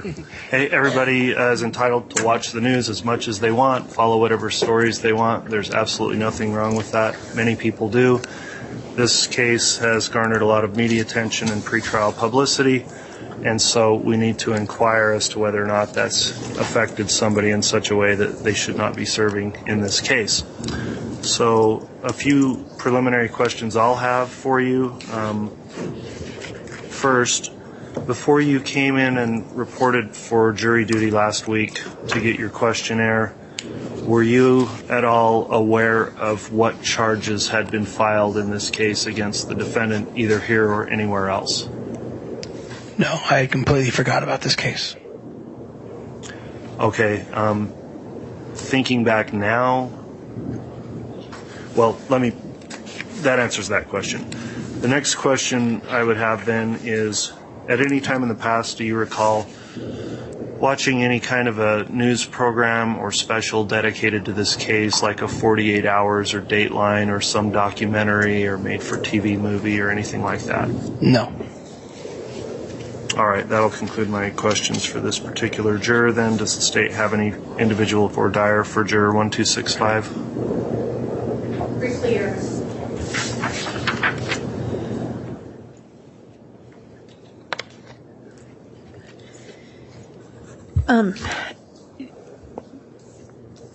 Juror 1265. Okay. You understand that anyone brought in before the court has a presumption of innocence, right? Yes. And that the jurors in any case have to only judge the evidence that is presented from the witness stand or allowed in court by Judge Boyce in this particular case. Yes. Okay. Is there anything about what you saw on the news or you saw other places that you're going to be thinking about while somebody's testifying on that stand? Nothing at all. Is there anything about that you're going to be thinking about when you're trying to decide whether the state proved its case beyond a reasonable doubt? No, the defendant deserves a fair trial. I 100% believe that. Okay. And so there were some remarks in your questionnaire about, seeming suspicious or along those lines. Is that an opinion that would affect your assessment of the evidence in this case? No, I can be 100% objective in this case. Okay, because you recognize, I'm just being really blunt, you recognize how important it is to both sides. 100%. Okay, and anything that you could think of, you're not going to be doing a compare, like I saw this here, what does it look like in courtroom? There's no compare contrast? No. Okay, thank you. All right, thank you, Ms. Smith. Mr. Thomas, you can inquire. Thank you, Your Honor. On your questionnaire, you indicated, the question was, what have you heard or what do you know about the defendant, Lori Daybell? And you said, dead spouse, comma, children found dead, comma, on the run. So what did you mean by dead spouse?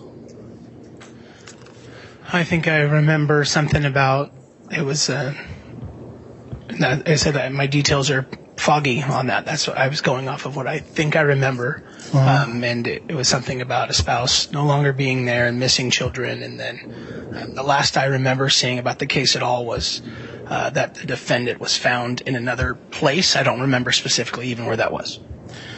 So our problem is that you have things in your mind that may not be percolating up to the top. But as we put on 200 witnesses, those memories are going to come flooding back, and you're going to hear things that maybe are consistent, some are inconsistent, and so you're going to have to weave this whole thing. So when I'm asking about the dead spouse, which dead spouse? Whose dead spouse? Do you know? I do not remember. Okay. Children found dead. What about that? What do you remember about that?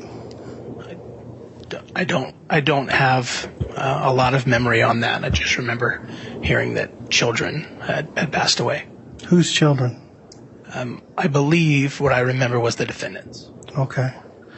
And how many kids were there? Do you know? I don't remember. 2 or 3. All right.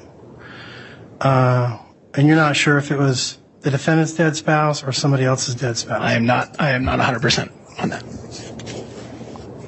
Okay. On the run, what was that about? That might have been commentary at the time from maybe a person that was around me. So I was just answering what came to mind when I thought of it. That children were missing, and that the defendant they had been looking for the defendant, I think. Okay. Anything about the kids? Anything else about the kids? No. That you remember? Not at all. Just that they were dead. Yeah, I remember them being missing, and I remember someone saying that they had been found dead. Okay. Do you remember where they were found dead? No, I do not.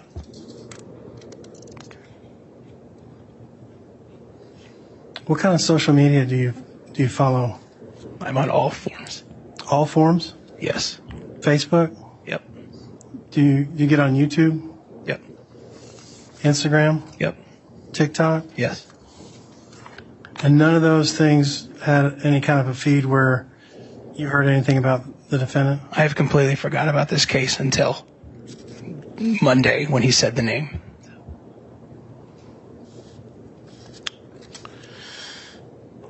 And you don't remember where she ran off to? No. Okay. Well, last week when you filled out your... I might have said Hawaii. That state is coming to mind. I don't know. So last week you remembered it was Hawaii, and then I just asked you where it was, and now you don't remember, but now you're saying it might be Hawaii. Yeah. I'm just, as I said, I don't have a lot of memory of this case. And I was never intently ever watching it. It was background and commentary from people that I was around in their homes. Uh-huh. And you indicate, it says, has any of your possible exposure to the news reports dramatized depictions or publicity around the case caused you to form an opinion about Lori Daybell, and you said yes. I just remember thinking, why would she be in Hawaii if her kids are missing? Sure. Do you remember that? Sure. Okay. Can you expound on that a little bit? I think that's just what that didn't look good if she was in Hawaii when her kids were missing. That's what I remember thinking. Yeah. And that's what you formed an opinion like, hey, she probably killed these kids. I did not form that opinion. I just remember that didn't look good. So that was the opinion that didn't look good. Correct. Okay. And then the next question is, you indicated if you were presented with real evidence, you'd form a new opinion, not media biased. Correct. Okay. But you're admitting that you have been biased by the media? I'm admitting that, yes, I had an opinion when I was in front of the media that had been played, and then, but I know that that's just what was played there, that none of that's real. I am not supposed to take any of that into account. I am only supposed to take into account what I hear and be completely honest with you. So that's what I'm doing. Right. But you take with you all of your experiences of life, and some of those experiences of life are hearing other people talk about this case, right? Sure. And there were a lot of people that were talking about the case, right? Sure. Okay. Did you have any exposure before you came into jury duty, knowing from either the media or one of the social medias or one of the TV stations that, hey, this is a big case coming up, and man, your number got pulled? I completely forgot about this case. Completely forgot. 100%. Okay.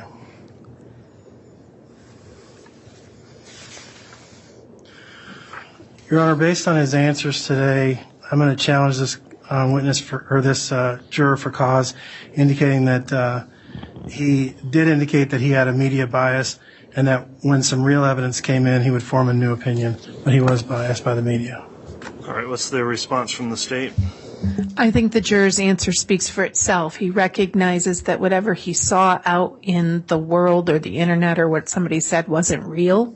And I think his question, in light of his explanations both to the state and to defense counsel, shows his absolute ability to put aside whatever things he might have heard and judge the case on what the court decides is real evidence admissible in this courtroom. Nothing about his answers indicate an inability to follow the court's instruction.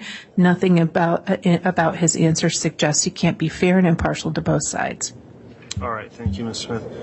Court's considered the challenge on juror 1265 for bias. The concerns raised here, I find somewhat troubling. The response on page 11, question 2, reference to a dead spouse, which raises a concern for me. There's also the concerns raised about prior exposure to facts of the case, about forming a new opinion.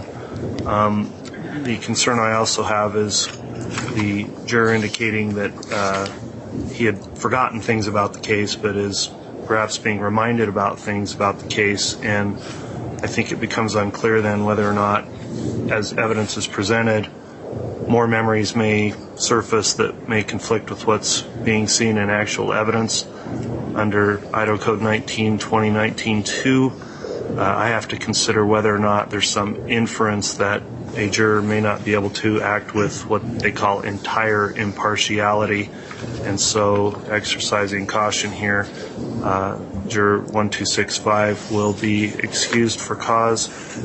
Again, juror 1265, we appreciate your candor and your responses. We're just trying to get the best jury possible in this case, and I appreciate your service coming in today, as well as your time spent answering the questionnaire. And with that and the admonishment I've previously given jurors when they've left about communications, you can be excused. Thank you. And Judge, before the next juror is brought in, can we approach? Yes.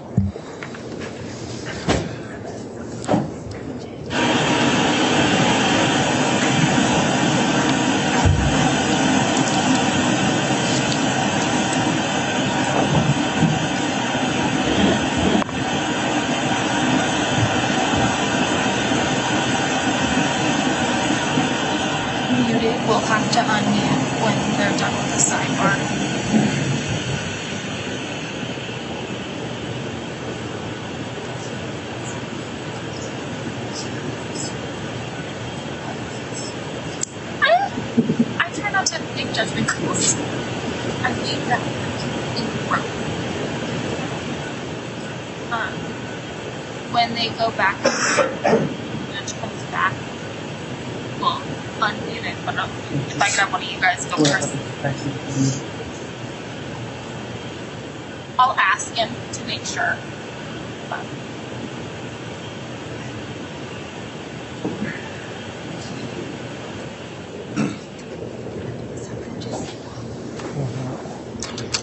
Judge, just a moment. May we unmute the live stream?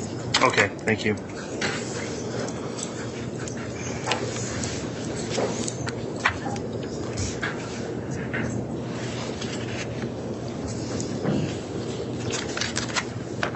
The live stream is going again, Judge.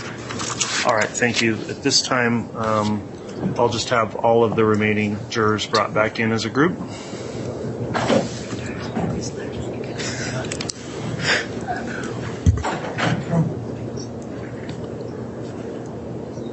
Yes.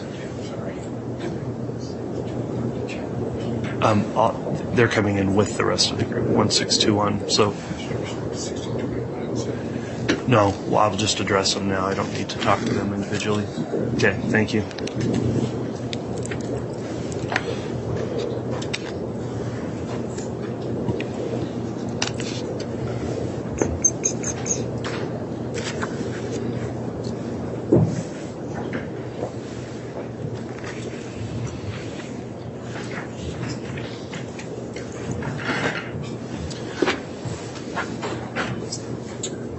Okay, thank you. Please be seated.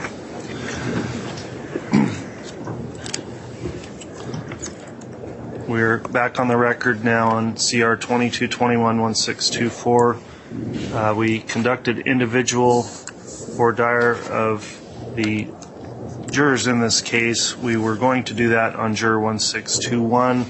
Upon further review of the questionnaire and in discussion with counsel in a brief sidebar, the state believes they've identified what would be an appropriate strike for cause for bias as to juror 1621. Is that correct, Ms. Blake? That is correct, Your Honor. All right. Does the defense join in the challenge for bias as to juror 1621?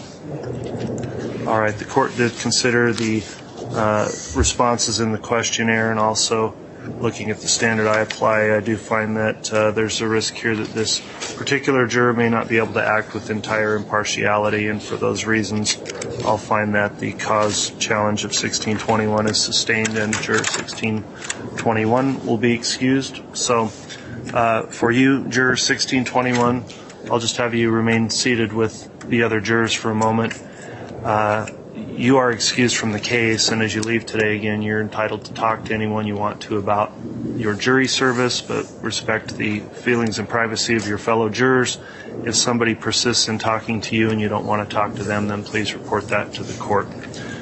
For the other remaining jurors at this time, and just to make sure the record's clear, everyone but 1621, if you'd raise your red card at this time.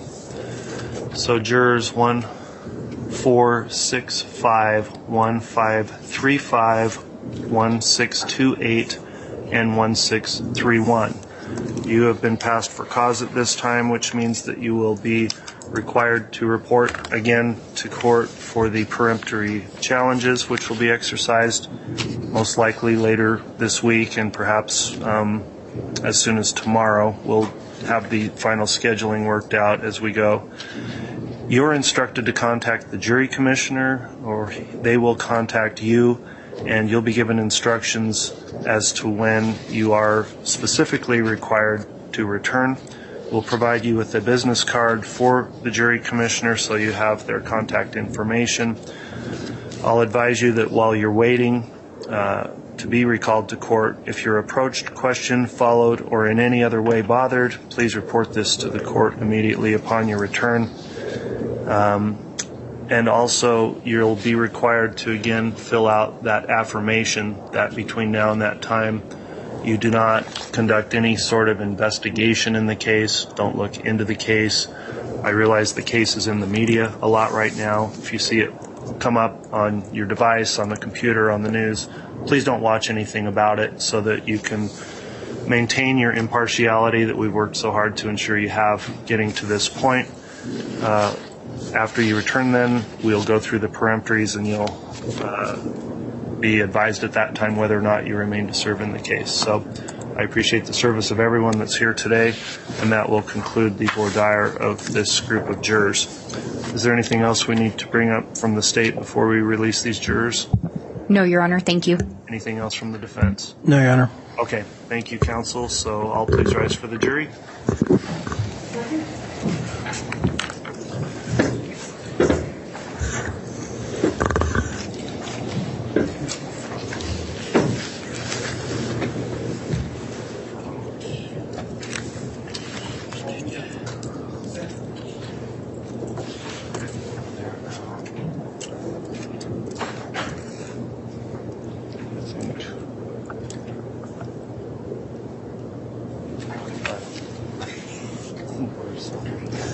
All right, let's take a brief break then, and we'll get the next group lined up. Does everybody want to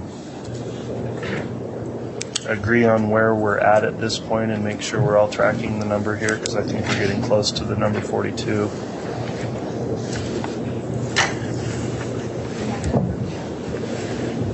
Yeah. 39? Yes. All right, let's take a recess then, and we'll start up with another group of jurors and see where we land at that time.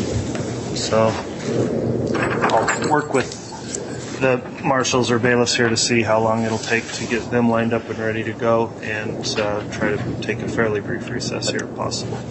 And we'll compare notes to see how many we can agree on. Okay, if you'll go through that, that's been very helpful, so you take your time to do that, and once you're ready and the jurors are ready, then we'll come back to the bench. Lori Vallow, we're going to be taking a brief recess. Do you have an ETA on when the jurors come? All right, if we could have the next panel of jurors brought in, please. Judge, would you like the live stream resumed? Yes.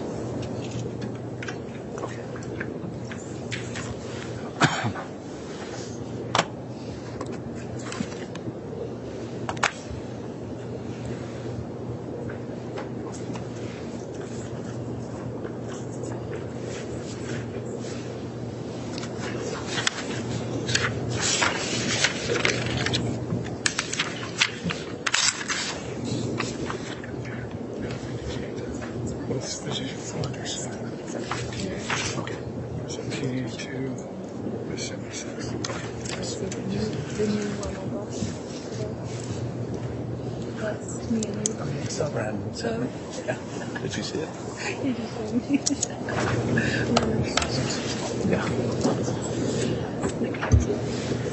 All right, please.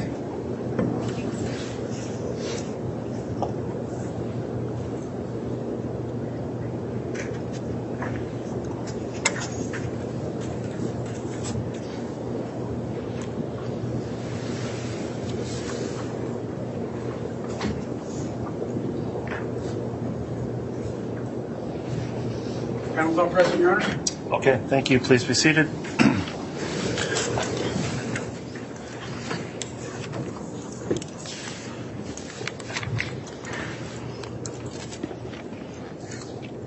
We are back on the record on case CR 22-21-1624, State versus Lori Vallow.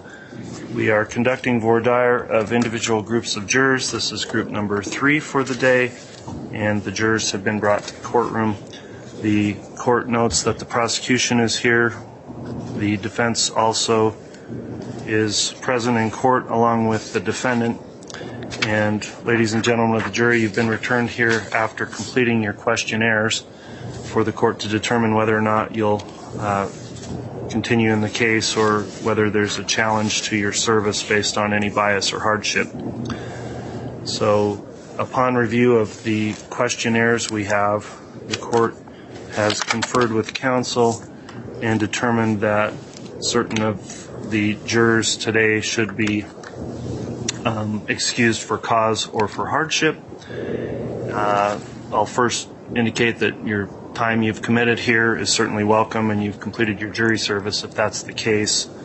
Also, I would advise you that upon being excused today, if don't feel offended or that somehow your integrity or honesty was challenged here. It's simply a matter of us trying to go through the process to get the most fair and impartial jury possible in this case, and that was the purpose of those questionnaires, which have been very helpful. We appreciate your candor and your responses. If you are excused, I'll give you another instruction as you leave. So at this time, the court will go through the list. We'll take a roll call in a moment and note a couple of jurors failed to appear, so we'll address that when we do the formal roll call. The jurors I'll address next, based on agreements between the parties, would be starting with juror red card number 15. That particular juror had expressed a concern about a hardship. The parties reviewed that and agreed that that juror should be excused based on a hardship. Does the state agree that juror 15 can be excused for that reason? Yes, Your Honor. Does the defense agree? Yes. Okay, juror 15 will be excused due to hardship.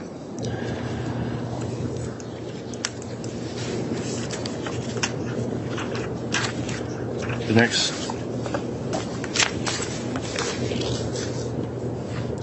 juror we'll look at is juror number 23. On juror number 23, the parties have reviewed the responses to the questionnaire, and it appears this juror was exposed to some pretrial information about the case that the parties believe would result in a possibility of bias in the case. So does the state move to challenge juror 23 based on those responses for bias? Yes, Your Honor. Does the defense concur in the challenge?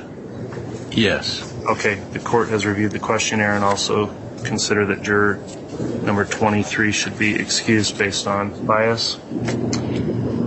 The next one we'll take up is juror number 184. For juror number 184, there was an indication that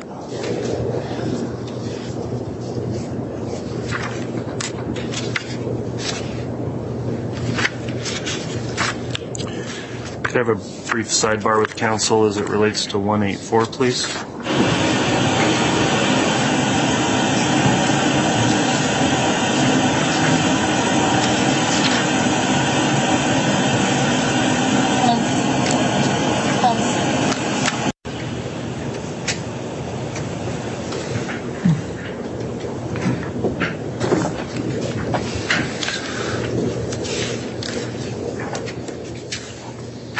Okay, thank you. Thanks for clarifying, counsel. So as to juror 184, there is no challenge at this time to take up. The next one we'll call up then is juror number 250.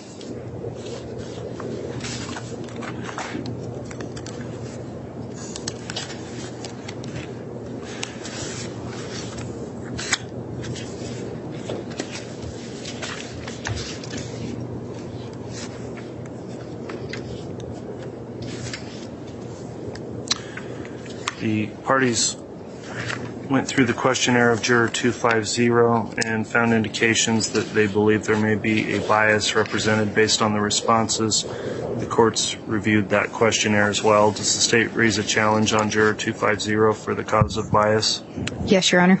Does the defense concur in that challenge? Yes. Very well. Juror number 250 will be excused based on that reason. The next one we'll take up is juror number 274.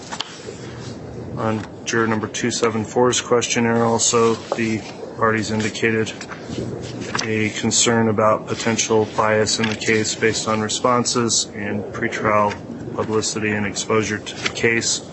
Does the state challenge juror number 274 for possible bias? Yes, Your Honor. Does the defense concur in that challenge? Yes. Very well. Juror number 274 will be excused as well for bias. Juror number 326.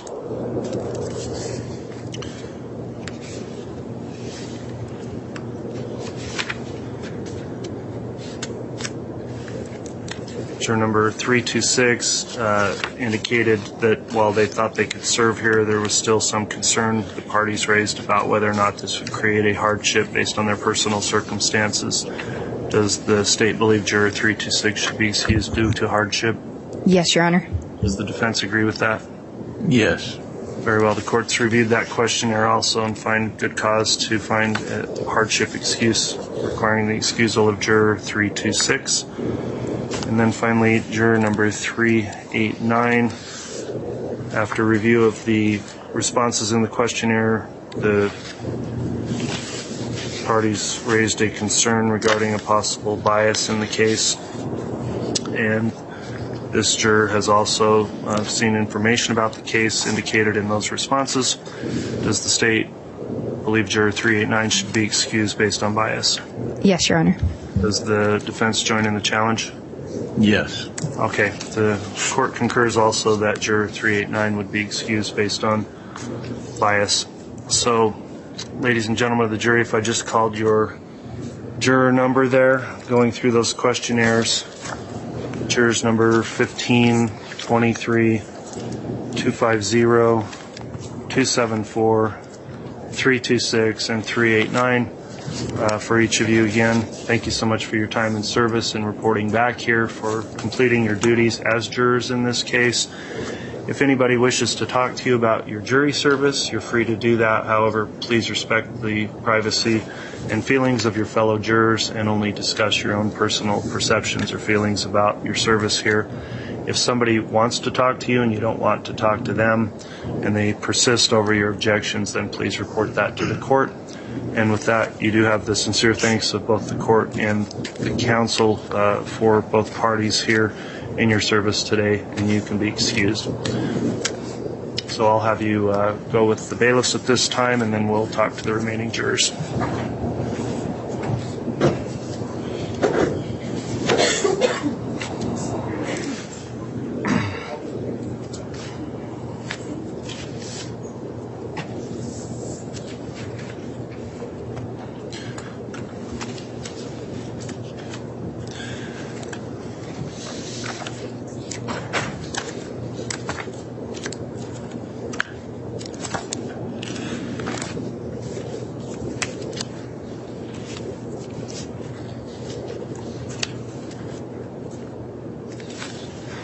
All right, next I'd like to discuss an issue with juror number 116.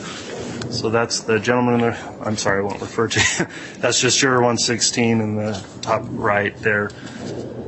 We have requested that you complete these juror affirmations about whether or not you've refrained from looking into the case at all, and I was advised that you did not sign the affirmation.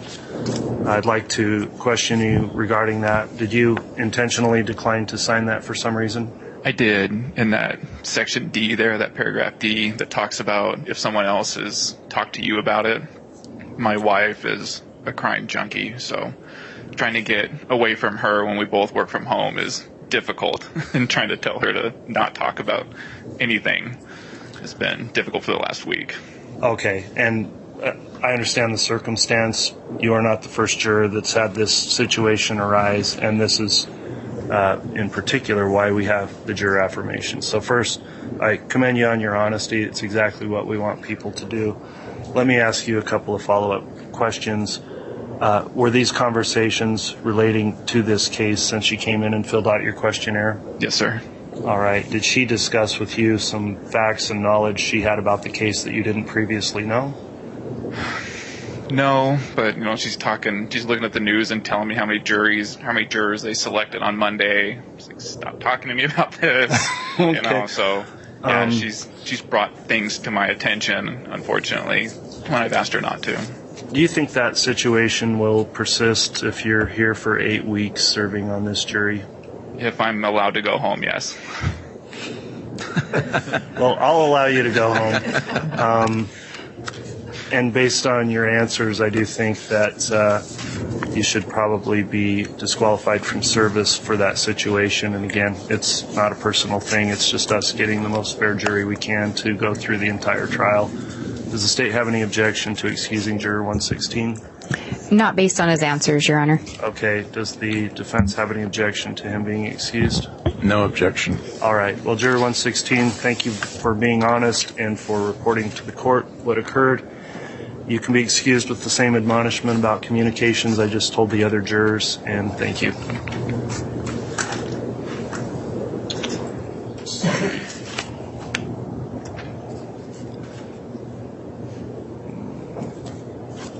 The rest of those admonishments. Did I give you the rest of the admonishments? Oh, okay.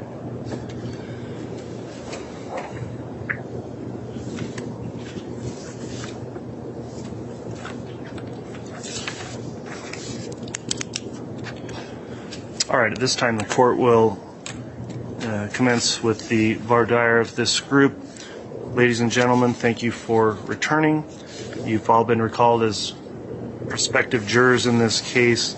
I'll briefly reintroduce the case to you. I'm Judge Stephen W. Boyce from Fremont County, and I'm in charge of the courtroom in this trial. Here assisting today is a court clerk who will be administering oaths. The court reporter will be taking a stenographic record. The bailiffs are assisting with the jury, and my staff attorney will be assisting with legal issues that may arise. Each one of you is qualified to serve as a juror of this court, and we've reviewed now your questionnaires, so we will be following up with additional questions. At this time then, to keep the record clear, I would request that the court clerk conduct a roll call of those remaining jurors. So as your number is called, please hold that number up and indicate here if you're present. Juror 1793. Juror 55. Juror 64. Juror 184. Juror 228. Juror 290.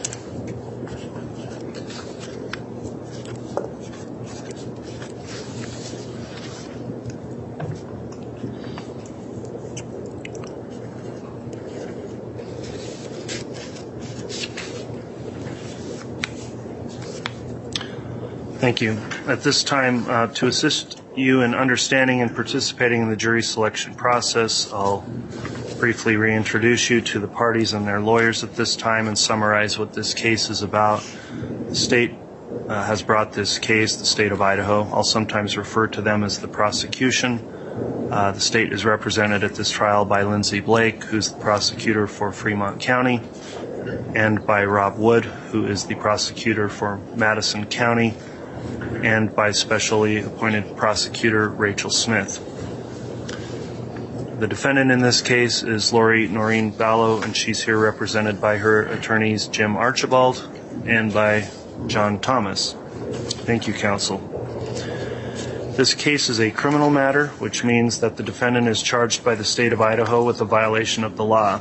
I previously read to you a summary of the charges in the indictment. With regard to the defendant, the state of Idaho alleges that Lori Vallow Daybell committed the following crimes. Count 1, conspiracy to commit first-degree murder and grand theft by deception. Count 2, first-degree murder. Count 3, conspiracy to commit first-degree murder and grand theft by deception. Count 4, first-degree murder. Count 5, conspiracy to commit first-degree murder. And count 7, grand theft. The defendant has pled not guilty to all the charges. Please remember, this is simply a description of the charges, and it is not evidence. Under our law and system of justice, every defendant is presumed to be innocent. This means two things.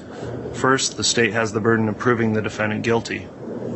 The state has that burden throughout the trial. The defendant is never required to prove her innocence, nor does the defendant ever have to produce any evidence at all.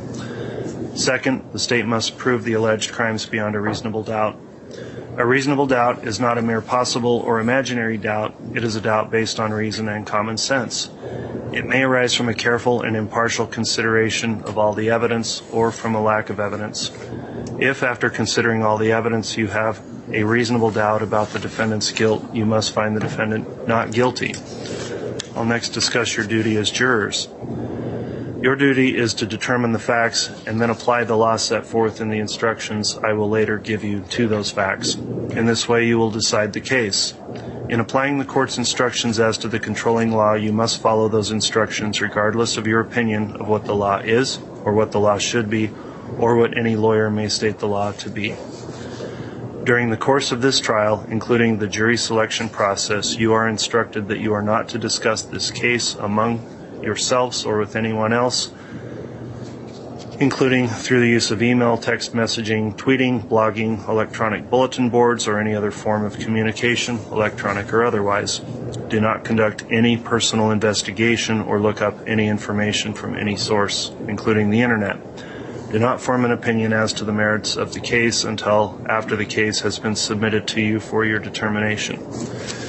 At this time, then, I would ask the jurors to please stand and raise your right hand, and the clerk will administer the oath. This is continuous coverage Continuous coverage. Continuous coverage. in the trial of Lori Vallow Daybell from the Hidden Killers podcast. Hidden Killers Podcast. There is much more to come, and we will have it for you. Press subscribe so you don't miss any of it. Segment number 4 is on the way next. I'm Tony Bruschi. Stay with us.